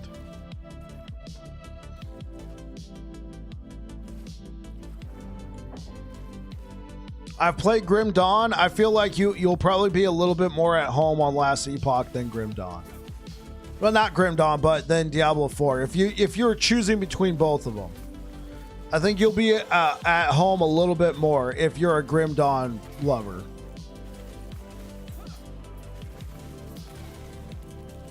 Grim Dawn is an amazing game. No, it's not hard to understand like Path of Exile. You could totally just, like, you can go into the game blind, no build guide. You might struggle a little bit, but you'll be fine for the most part. Now, if you want to use a build guide, it'd be like easy mode. But if you'd rather just go in and try and figure out the systems on your own, it is 100% able to do that. When I started playing the game, that's what I did. I didn't use a build guide until I got into the late in game. You know, I needed a few tips. I was getting my teeth kicked in empowered monoliths, but you know, I came to the game as a Diablo 4 player. Well, it's 20% off. I believe it's on sale now.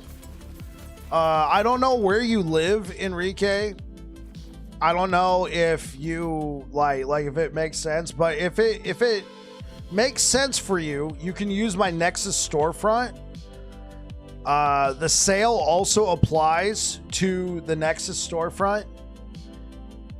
Only if it makes sense. I understand certain parts of they don't offer regional pricing, so I understand if it's better for you to just be able to buy it through Steam in your region.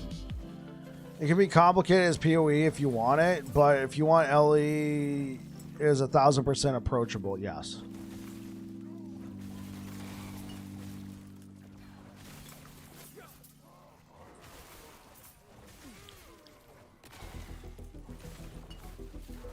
Okay, absolutely, Enrique.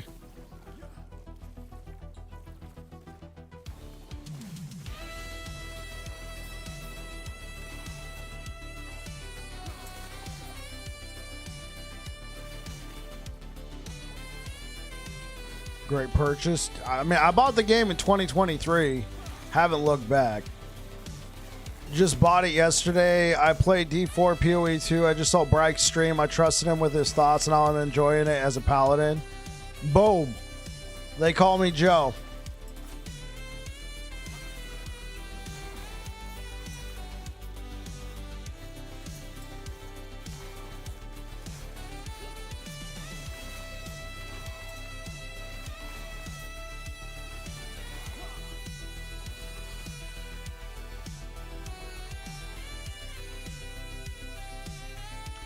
Came as a PoE 1 and Grim Dawn player, and I'm hooked. Played 50 hours since last Friday. Yo, Argus. That's what I'm talking about, man. Welcome.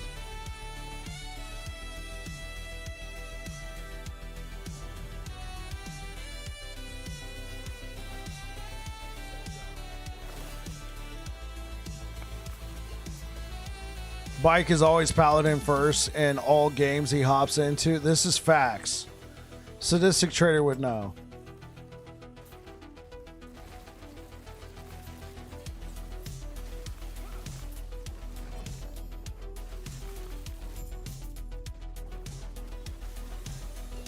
Yeah, Paladin's my favorite class. That's like one of my favorite archetypes, all right? Like when I got into I was playing Diablo 4 and I was so disappointed because I love Crusader from Diablo 3. So I saw that Last Epoch had a paladin, so that's why I bought it. All right, I bought it because it had a paladin. The problem is I'll be here every night. I stream 6 days a week,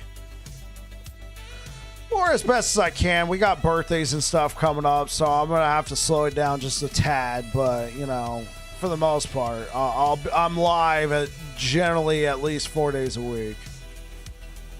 just trust Mike. Just do it.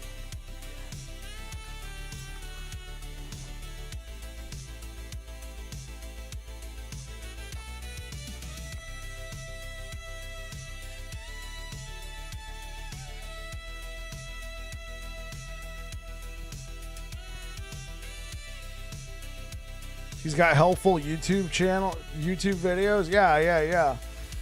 Where, yo, what was that? Yo, Zero, thank you so much for the follow. Yeah, if you guys are interested in YouTube, we're closing in on 2,000 subscribers over there. Thank you so much.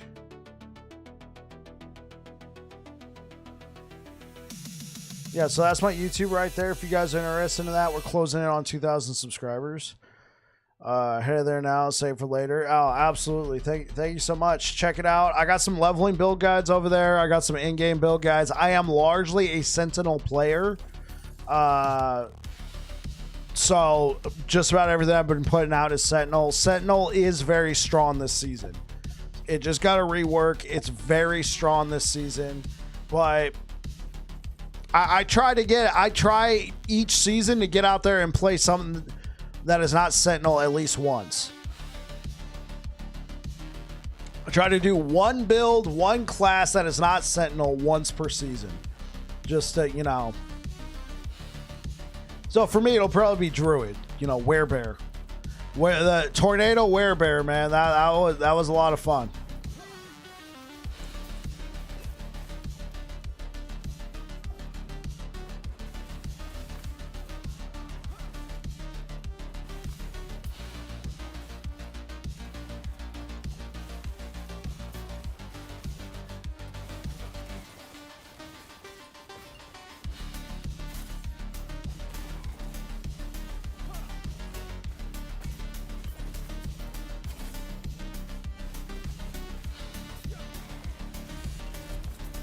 Yo, Wichita, thank you for subscribing over on YouTube. Thank you.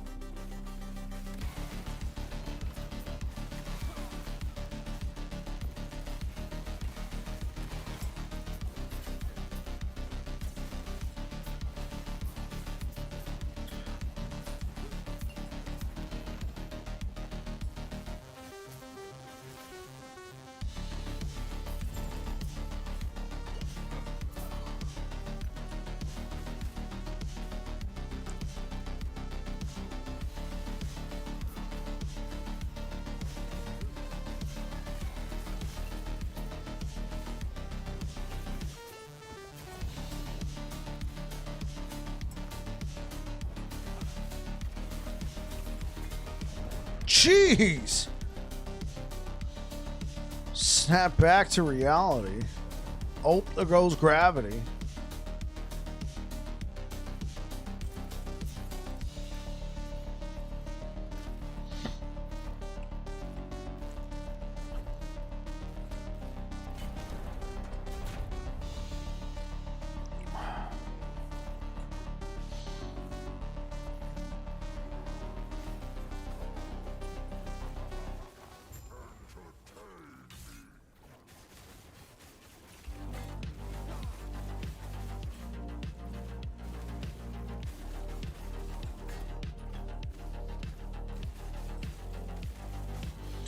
Have to say, dropping into a stream brand new and to be so interactive, cool chat, so refreshing. Hey, man, I do what I can, brother.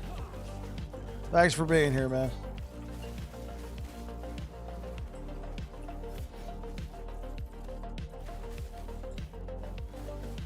Hey, what up, Stash? How you doing?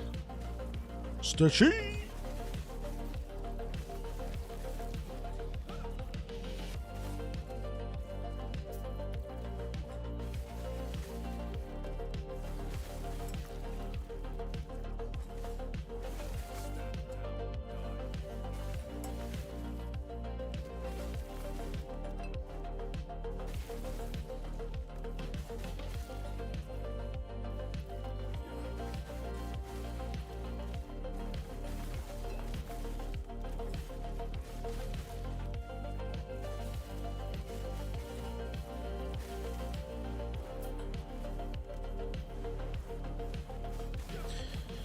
Been better, brother. How have I been doing? I've been doing pretty good, man.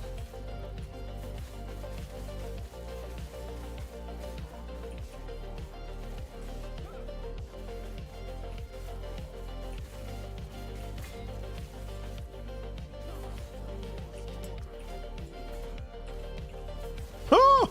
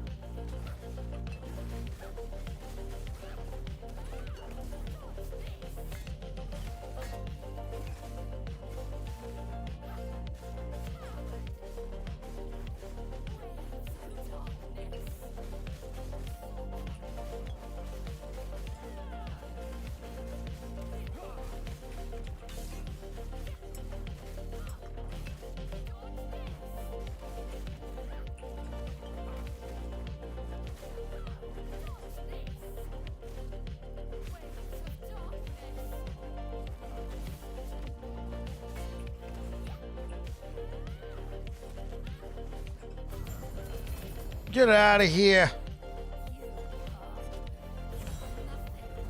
Glad to hear it. This looks different from the last build, if I recall. What was the last build? Was it the Rive build that you were checking out?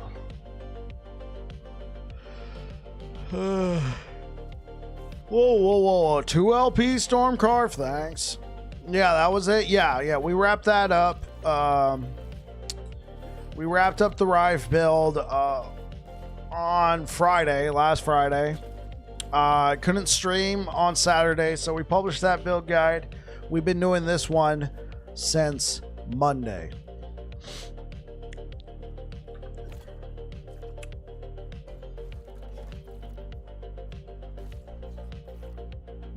How am I liking it? It's pretty cool.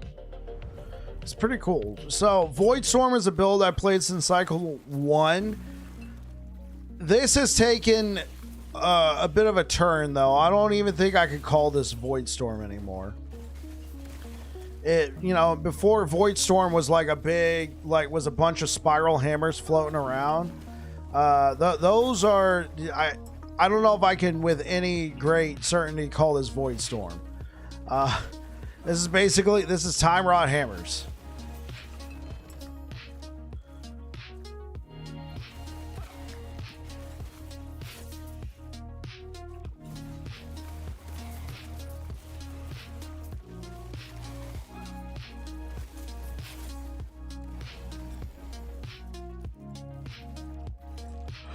Yeah, it's a dot build. We're building it into Time Rot. Time Rot got some buffs. It does a lot of damage.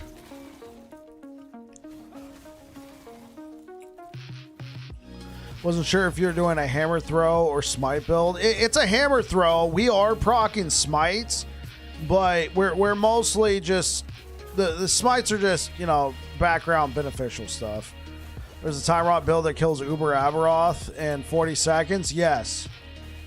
Yeah, it uses Black Blade of Chaos and a couple other goodies. It's very strong.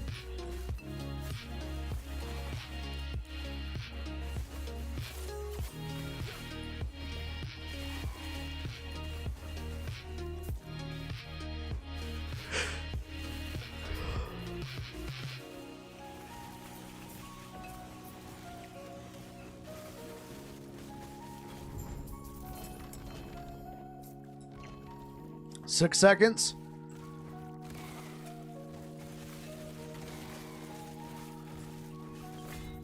I've been playing a dot hardcast smite build. Not sure if it's better as a crit.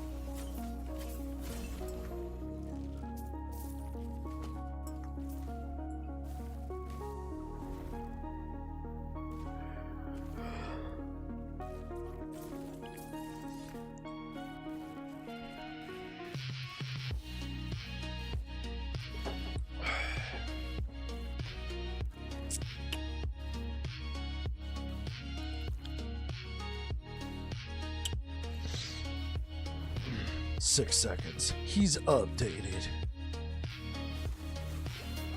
Hey, 400 corruption's pretty good, man. I think the survivability is the hardest part for me. Yeah, I got you.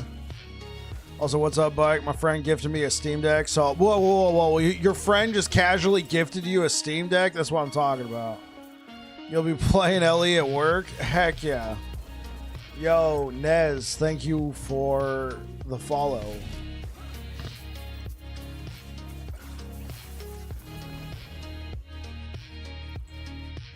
That's a real friend. Yeah. I'm.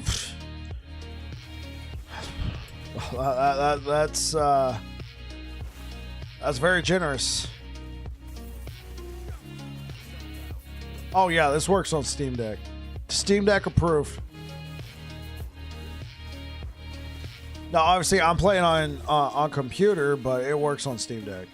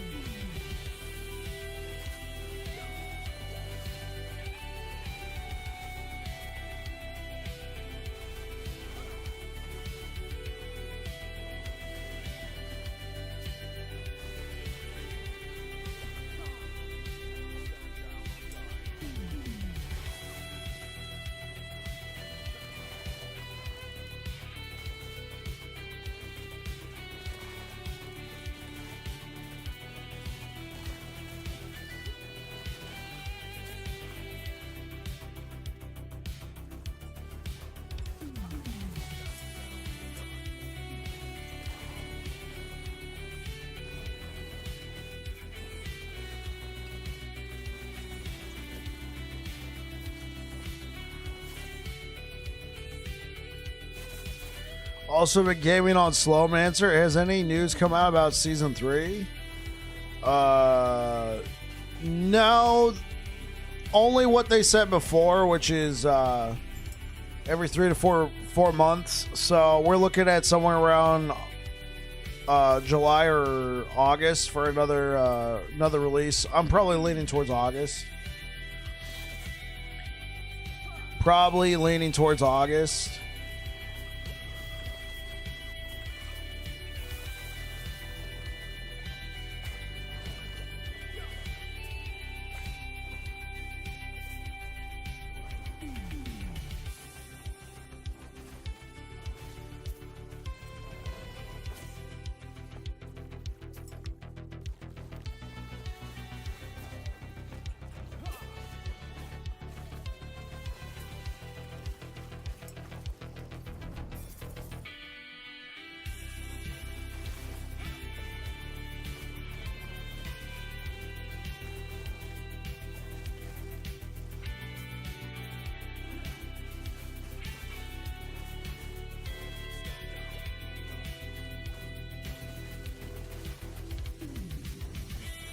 I'd rather it be 4 months. 3 months would be so hard while also maintaining quality. Yeah.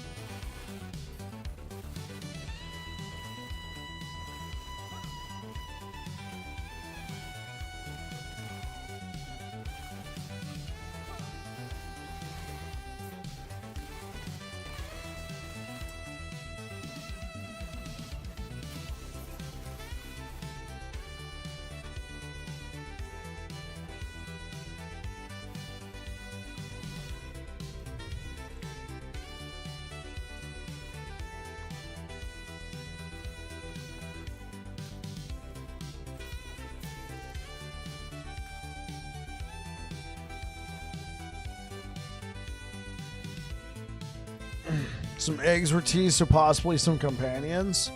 Honestly, when I saw those, when I saw the eggs, I thought Nemesis. I thought maybe like Nemesis for like specific items. Maybe they're adding primal items to the game now, and I don't know. Companions sound pretty legit. I could definitely see him going companion with that.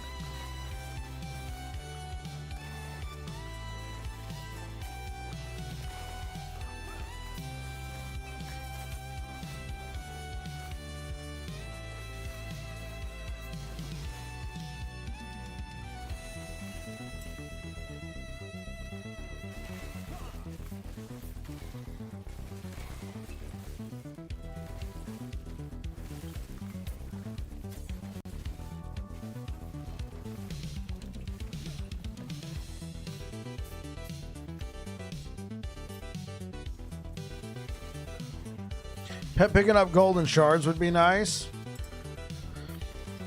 People have asked about them, have asked them about that, Trader, and every time it gets brought up, they said we're probably not doing that. But if we do that, everybody gets a free pet. Because right now the pets just kind of are there. Yeah, they kind of exist. I don't even really use them, like, because we got like the appearance tab. Like I got all these pets. All right, I got all these pets, and I haven't used a single, like, I mean, yo, Chris, thank you so much for the follow. Like, Capybara's cool. Mike did talk about a guild system. Well, I mean, I haven't watched the updates in a while, so I don't know. I don't know what's hip. It's just I'm so busy. I'm at work when they do the live streams. I'm not in a position to listen.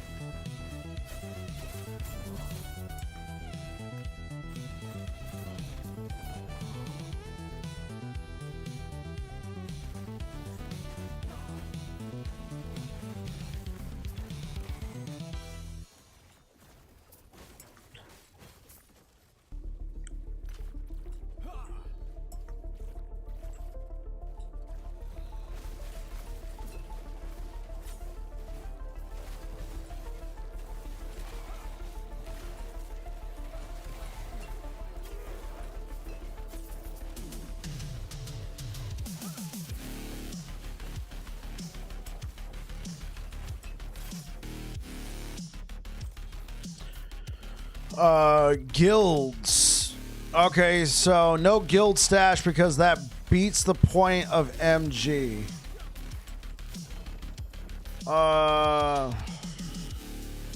It also kind of brings it also, I mean, I don't know if they said it, but it kind of brings back the main problem that we had with when they had player-to-player trading in the game. It led to a lot of RMT. Real money transaction, real money trading, real money, you know, whatever you want to call it. It led to a lot of RMT. That's essentially what the player-to-player trading was. People were just like, okay, I'm going to join Merchant Skill. Cool, I can do player-to-player trading now. Let me get onto these gold buying websites. Let me get onto this. You want this? Here's my PayPal. Give me $50. Yeah, gave me $50. Boom. That would just add fuel to the fire. They got rid of that for a reason. Imagine just joining a guild. I like the idea of a guild base. So yeah, like a social hub. That would be really cool, Stash. You already know I'd start one. Be like, yo, everybody, welcome to the kitchen. We got fun and games. We could run maps or something. Yeah, just like a social hub. Like, you can customize it. A guild hall. That would be sick. Yo, welcome to Bike's Rusty Bunch. BRB, man.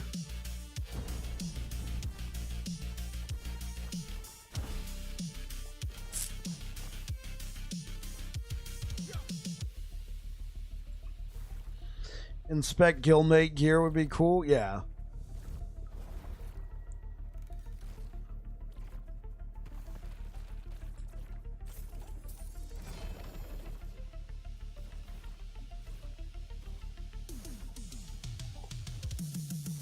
I need faster downtime in the observatory.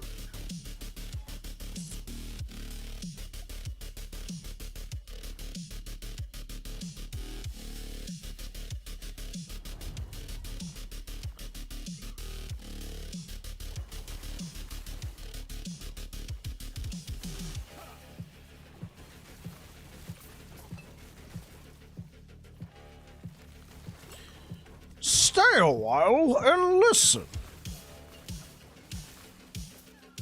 Stay a while. Oh my god! Oh man, did I get hit with 2 champions? F all the way off of that. You can F all the way off. At least let me store all lenses in the compass. How did you know I was playing D2R? Hey, yo. Hey now. Hey now.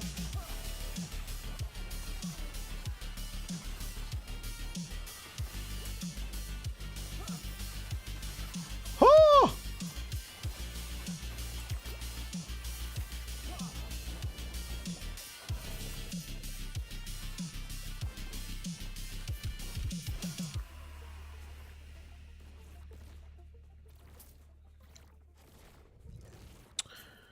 MG was only minorly set back. RMT, the darker side of gaming. I know a few peoples, and one has been assigned to LE to farm a few times. They just sell MG rep. Either do it for you or get carried and buy specific items. Oh.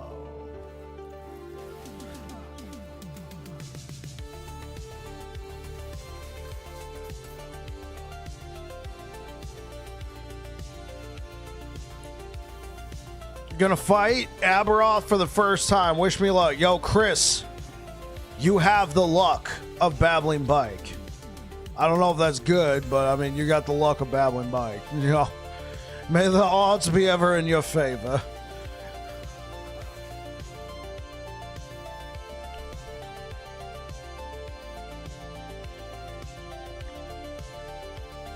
Break a leg?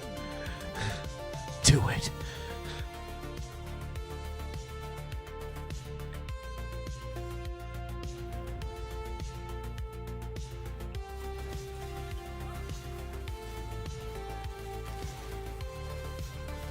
Went into Aberoth blind a couple weeks ago. Took you 9 tries, but you did it. Stesh, congratulations, man.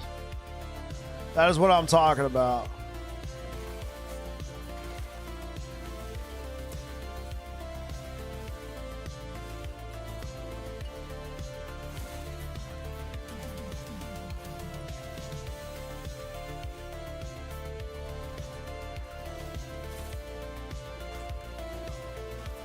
Kept dying at the last part. That's what trips up a lot of people too.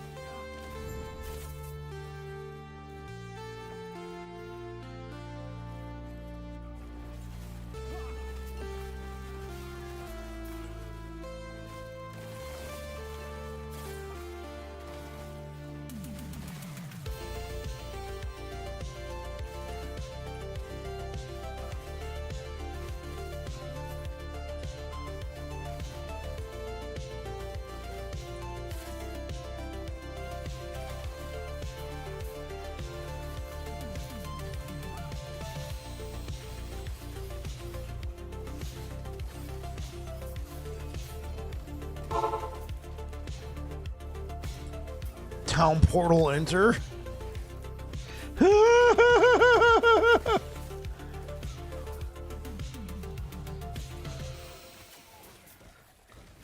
That might have just messed with Tilron a little bit. Like, whoa, hey, wait, I didn't summon a town portal. What?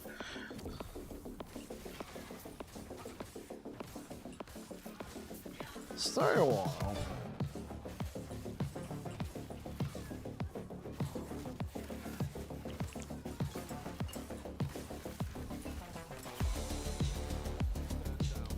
was like Timu Lunge. Which they would increase healing hands, traversal movement speed. Okay, I'm checking my room for bug devices. Yeah. Discovered LE Player today. Game changer. That's what I'm talking about, Past Prime. That's where I post all my builds. I post it there and then as well as actionrpg.com. Have a good night, bike. Heading off. Catch you later, Crookie. Oh, don't die, don't die.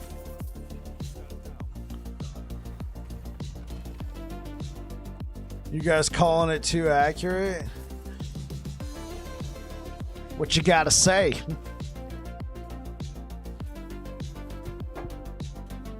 Spent 3 hours on it. Now I have hope.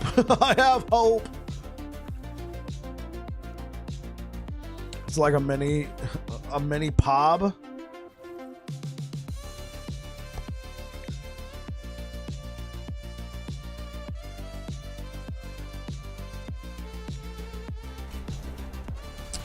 Path of building. Oh, okay. Like POB. Okay. For PoE, yeah. It gets the juices flowing. Hey now. Hey now. Got him second try. Chris, well freaking done.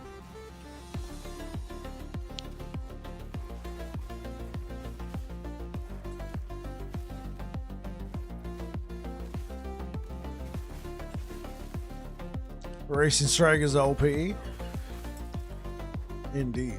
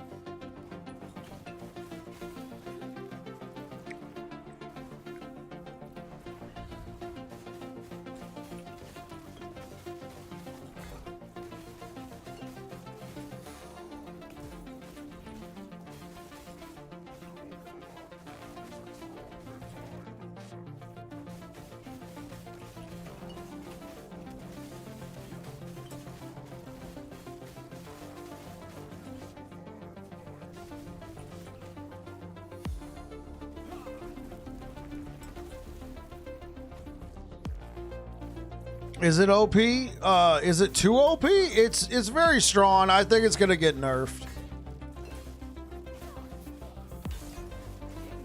Trying Warpath now, it looks super fun. Warpath is fun.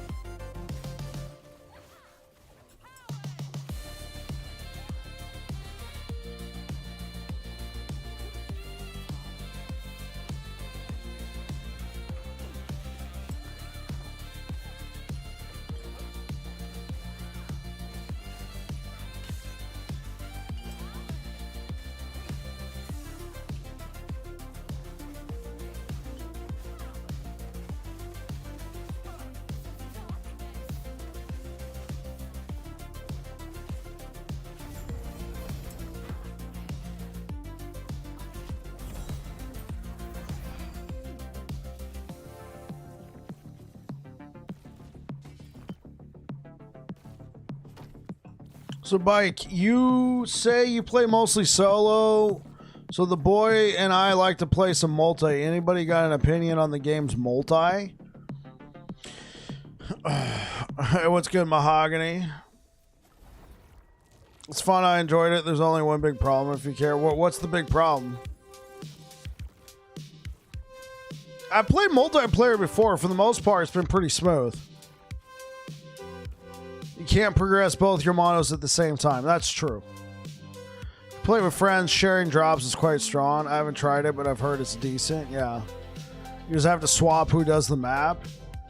Yeah, but if you don't care, right? If you don't care who's doing the map and you guys are just farming, Sure, but if you're both trying to, you know, power through, thank you so much for the likes over on YouTube, guys. Really appreciate it.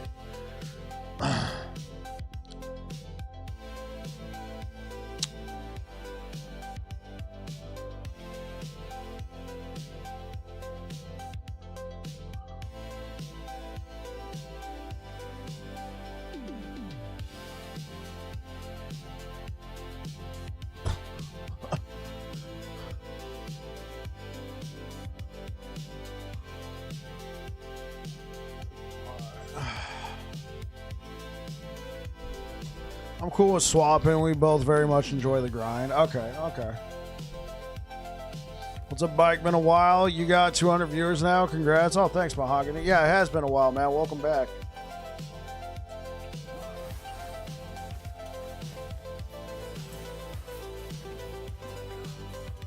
Yeah, welcome on in, everybody. I am Babbling Bike. I play a lot of Sentinel. Thank you so much for being here. Working on a Time Rot Hammers build. I was calling it Voidstorm because that's what I called it the past couple seasons. But I'm probably just going to call it Time Rot Hammers this season. Because it doesn't look anything like a Voidstorm anymore, unfortunately.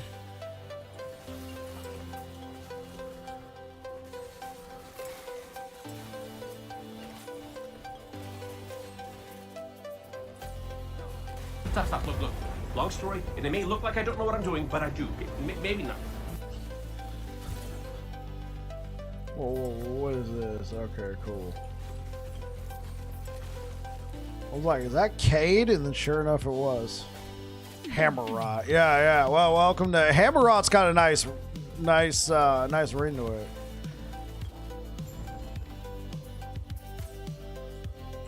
I got a case of the Hammer Rot.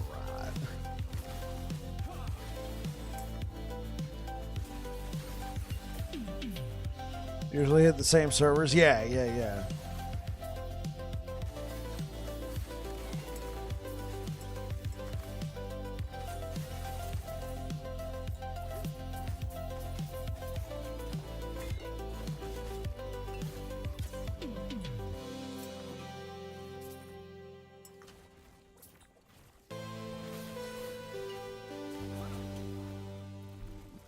Need to respect Nova Hammered In. I haven't played Nova Hammered In since beta.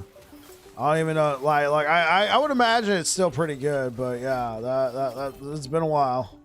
Not gonna lie, Hammerot sounds a bit like hemorrhoids. Oh God, why'd you have to go and do that, Saphicus? It sounded cool until you brought hemorrhoids into the mix. Rot Hammer? Nah, we'll just call it Time Rot Hammers. Time Rot.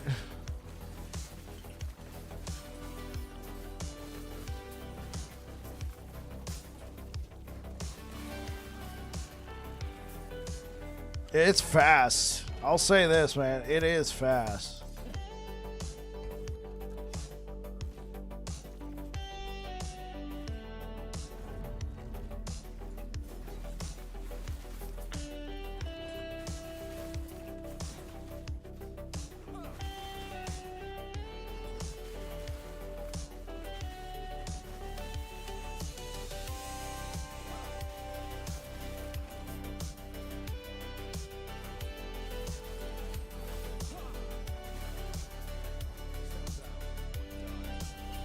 Yeah, he's dead. That was like one of the guys I had to kill.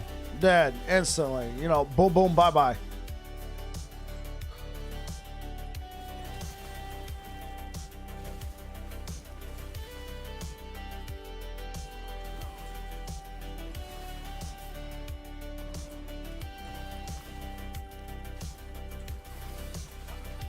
Well, all this Rot Hammer going around has killed all my time. Nova Hammerton has a huge bug with new controller support. Yo, what's up with the bug, Don?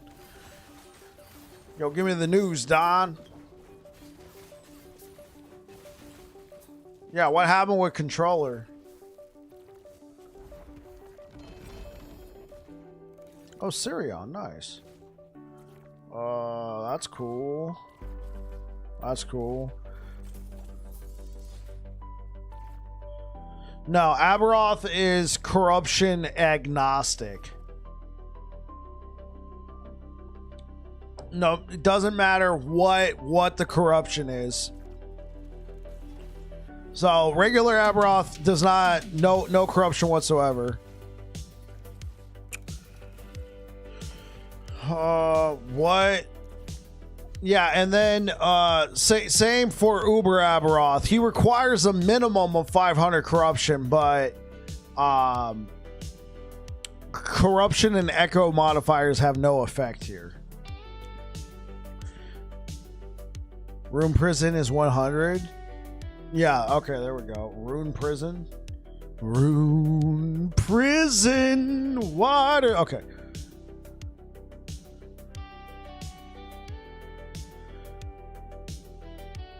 Well, long way till I reach Uber. Started from the top, now we're here. Okay, is there a Lich build for Aura of Decay as your main damage? I have never played Lich. When you guys come in here and I say, hey, I'm Babbling Bike, I play a lot of Sentinel, I'm being serious here, man. That ain't a bit. Like, I've never played Lich. Almost 2,000 hours into the game and I haven't played Lich, and that isn't some like, look at me, man, I only play Sentinel because I'm a dingus. Nah, it's just I love Sentinel.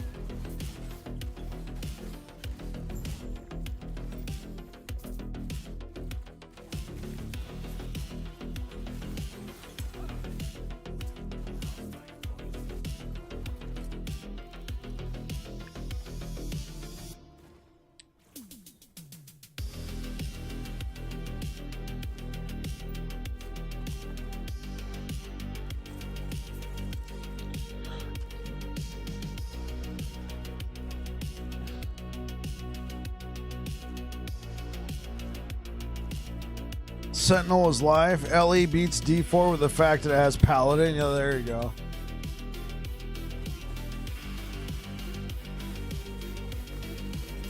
It's kind of wild. Yeah, I feel... And they've had so many chances, man. Like, I don't know what's going on.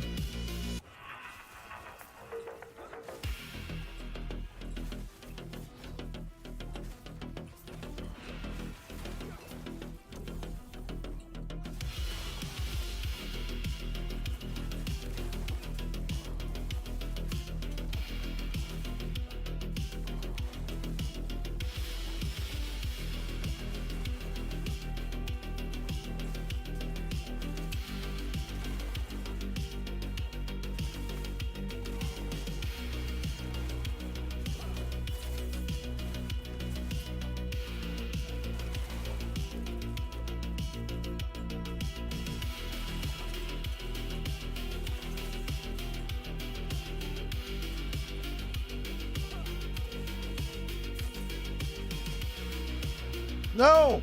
No! Leave me! Okay.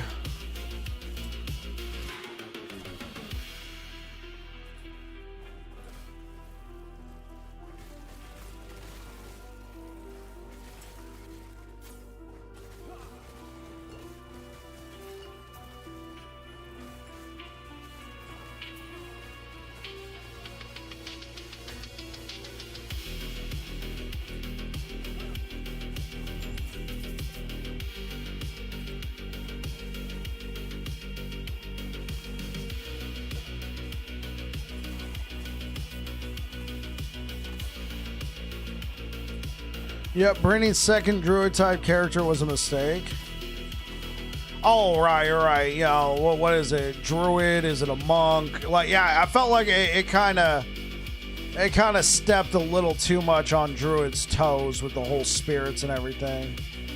I mean, it's cool. It was unique, but I feel like they were kind of pretty tone deaf to what everybody wanted.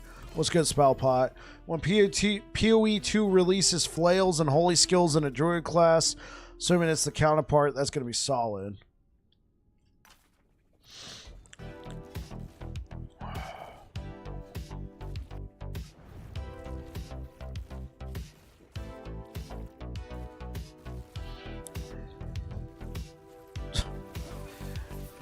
There's a lot of drawbacks to my build, but there's one shining beacon of light. You ever wanted to see Lagon kill himself? That's the thumbnail. Sucks, but makes Lagon kill himself. Oh my gosh, I can see that on the thumbnail right now. People are going to click just to see that clip. Saphicus. People will check out the build guide just for that clip. All right. Well, what's going to happen now?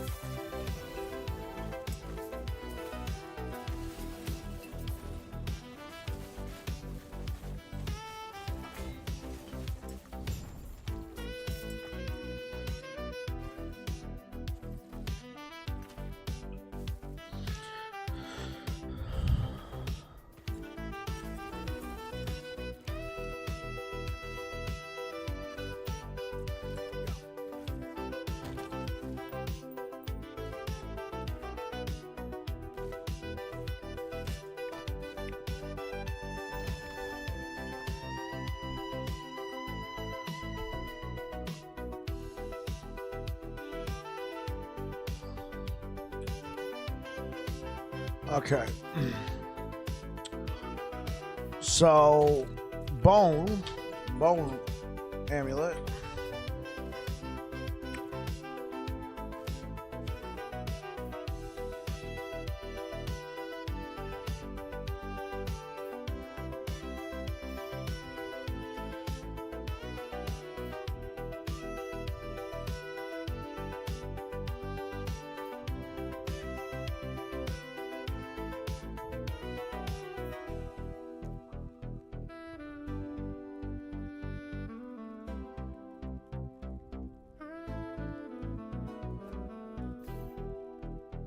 Dude, half as much health. Holy. Yeah, we're sticking with that. Yeah, how much health do we lose? Oh my god, that is effectively 500 health.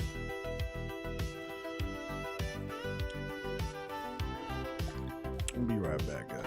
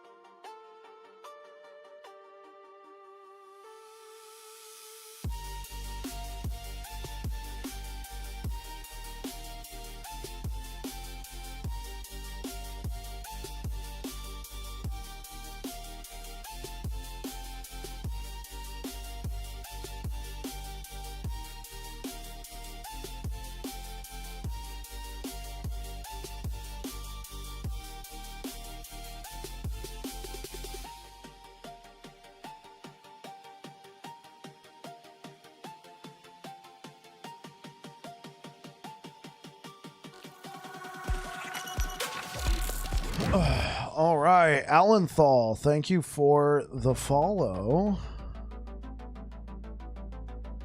And Deserto, or Desertov, or Deserto.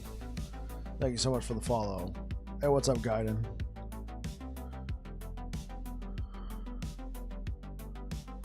Thank you so much for the likes over on YouTube, guys. Really appreciate it.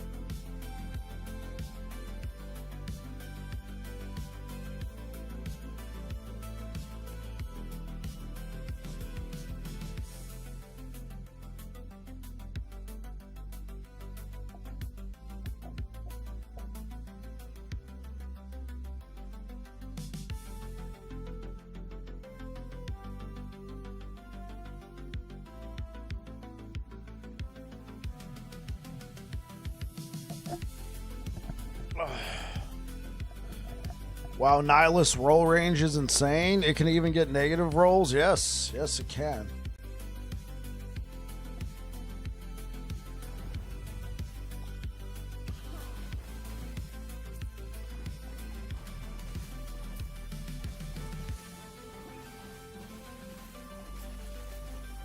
Yeah, I'm doing just fine, Gaiden. How are you doing? Welcome back.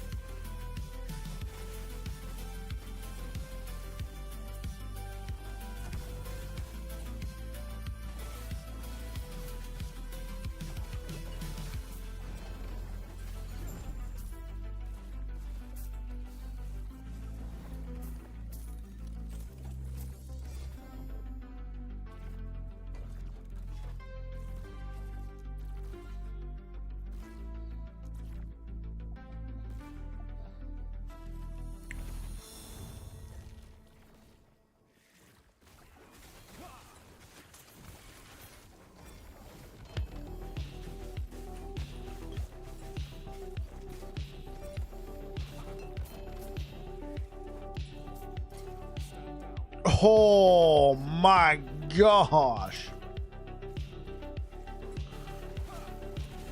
Please have high fortune potential. 44 is good.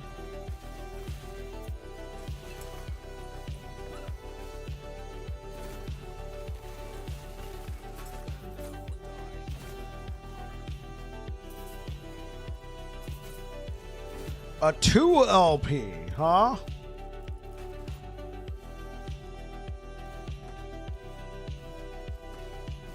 How about a 2 LP Apathy's Maw this season?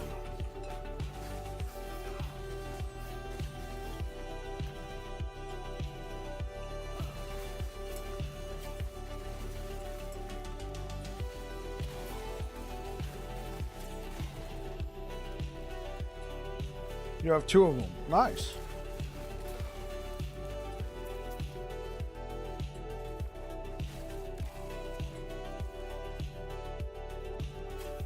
You have 2 LP Nihiluses or 2 LP Apathy's Maws.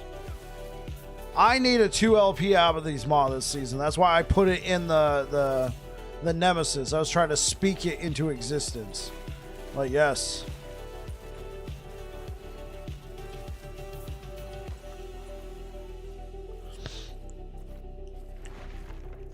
You have two LP mods. Nice. So let's talk turkey. No, I'm kidding.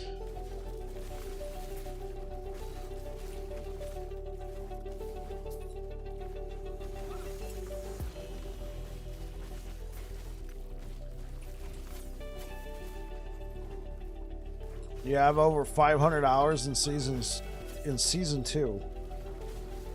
Yeah, I definitely don't have 500 hours in season 2. You think having these mods better than Shadow Beacon? It depends on the build.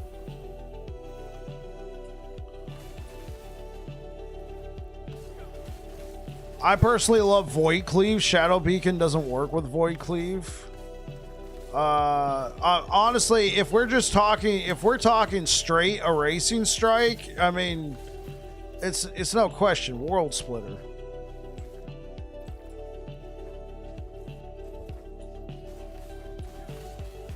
Void Cleave is my favorite skill in the entire game. I like literally almost made a video on it, then I was like, no, that'd be kind of stupid.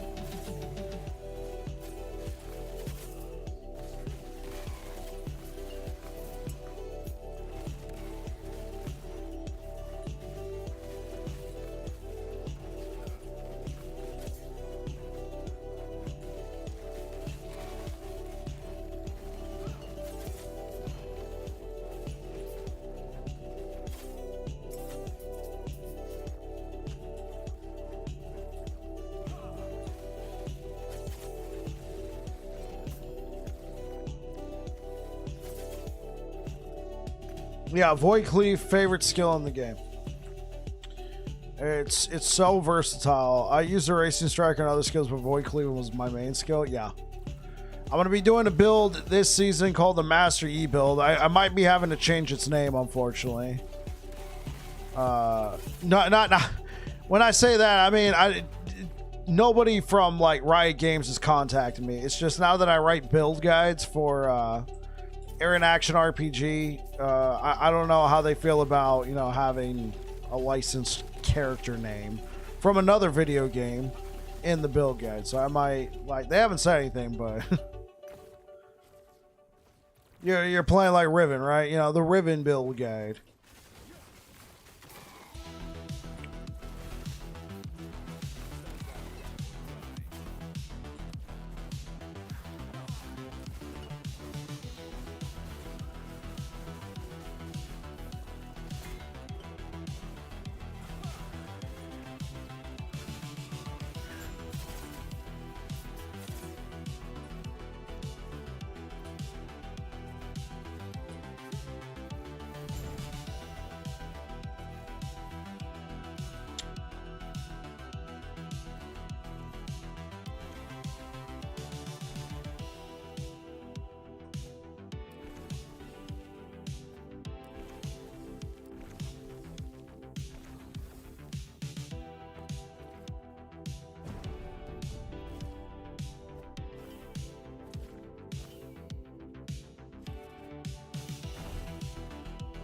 Throwing damage. Yeah, thanks. No, really.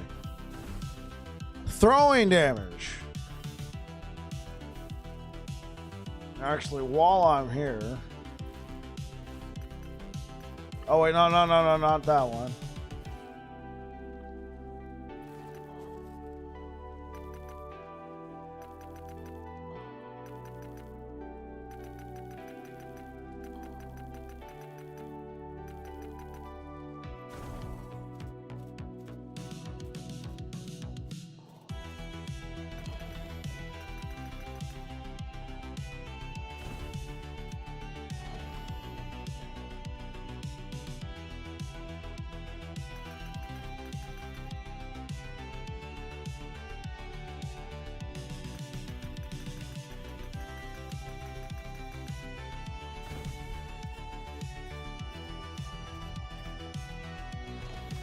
Should he sit on that +4 Void Cleave relic you got hanging out?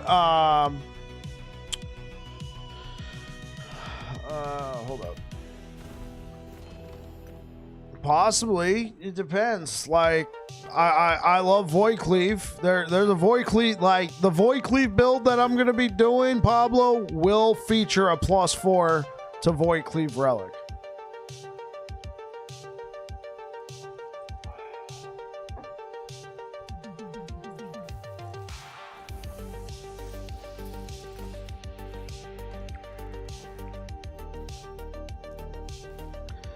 It's put away for that time. Yeah.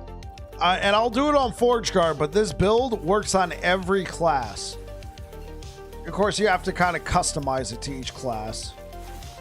But I'll do it on Forge Guard because I want to start Forge Guard off with a bang.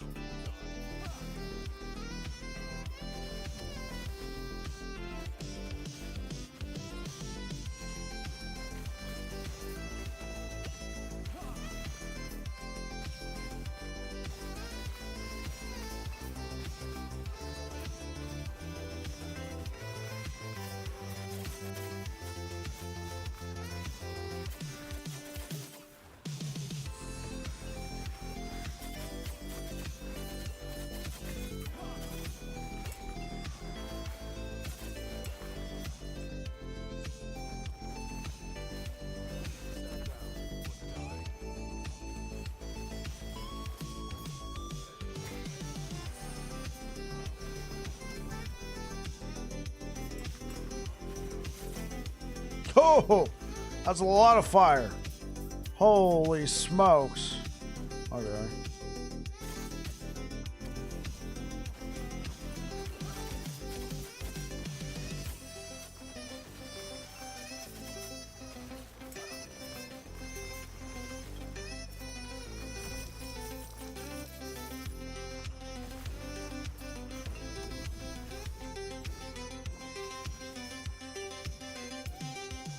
Oh, what's good, iFlip? How you doing, man? Welcome on in.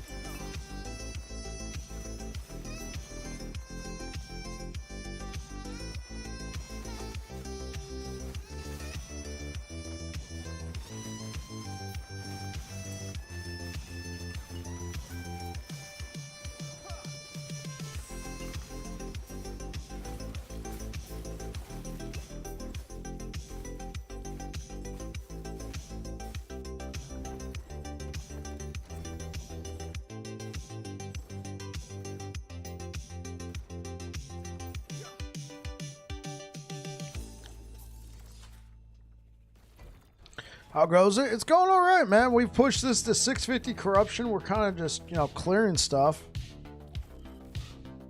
Wait, what? Hold up. When did Trader give another 100 bits?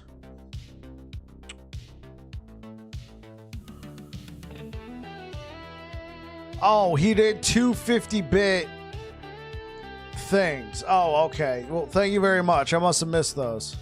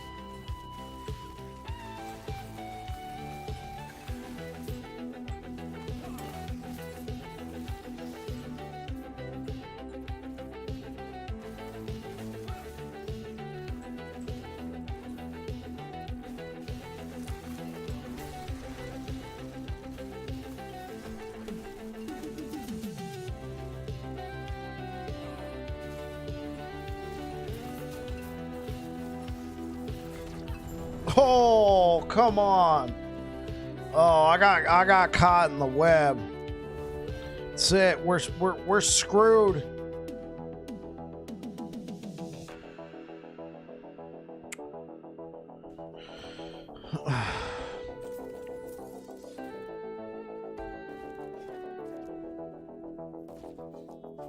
So we got 3 more false temples.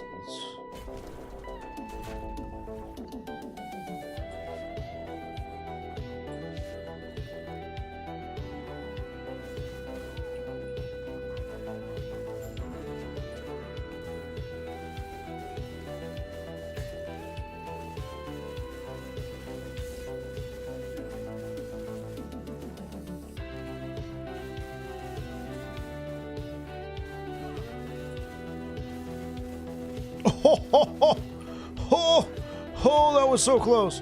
Oh.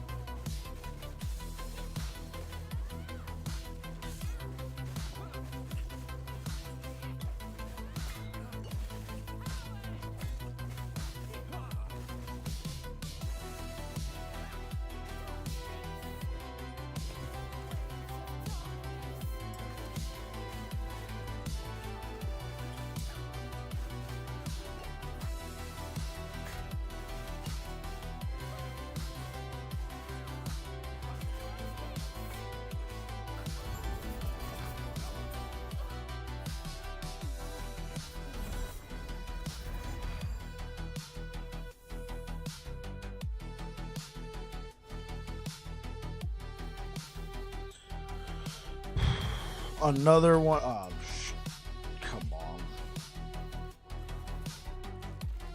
I guess I can sacrifice these, right? I can just sacrifice this stuff.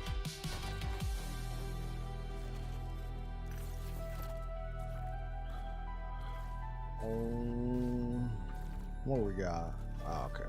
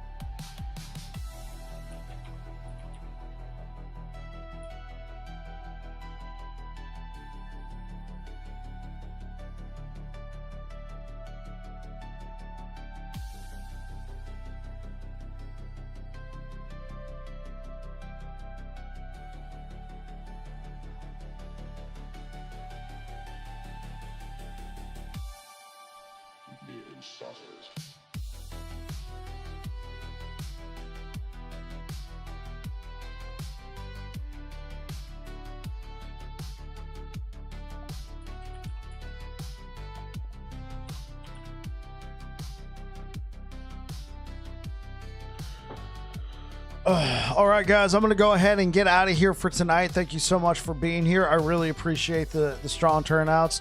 Thank you for all of your support. I mean, you guys have been crazy with the donations today. I will be back again tomorrow. We'll be doing more of this build, the Time Raw Hammer build. If you're over here on Twitch, we're going to go ahead and raid Frosty LaRue, the legend himself, you know. Hello, all you Diablo 4 super fans. Yeah, that guy. We're going to go ahead and raid him. He is streaming right now on Twitch. He just went live 35 minutes ago, so let's go ahead and give him a big boost to the night. He's going to be attempting his first Aberoth, according to the title. So let's go ahead. Let's pile on in. Let's say hi to Frosty. And hopefully I'll see you guys all again tomorrow, starting at 6 p.m. Pacific. Thank you so much for being here. You guys take care. All right, YouTube, thank you so much for being here, guys. I really appreciate it. Thank you so much for the likes. Hopefully I'll see you again tomorrow. You guys take care. Peace out.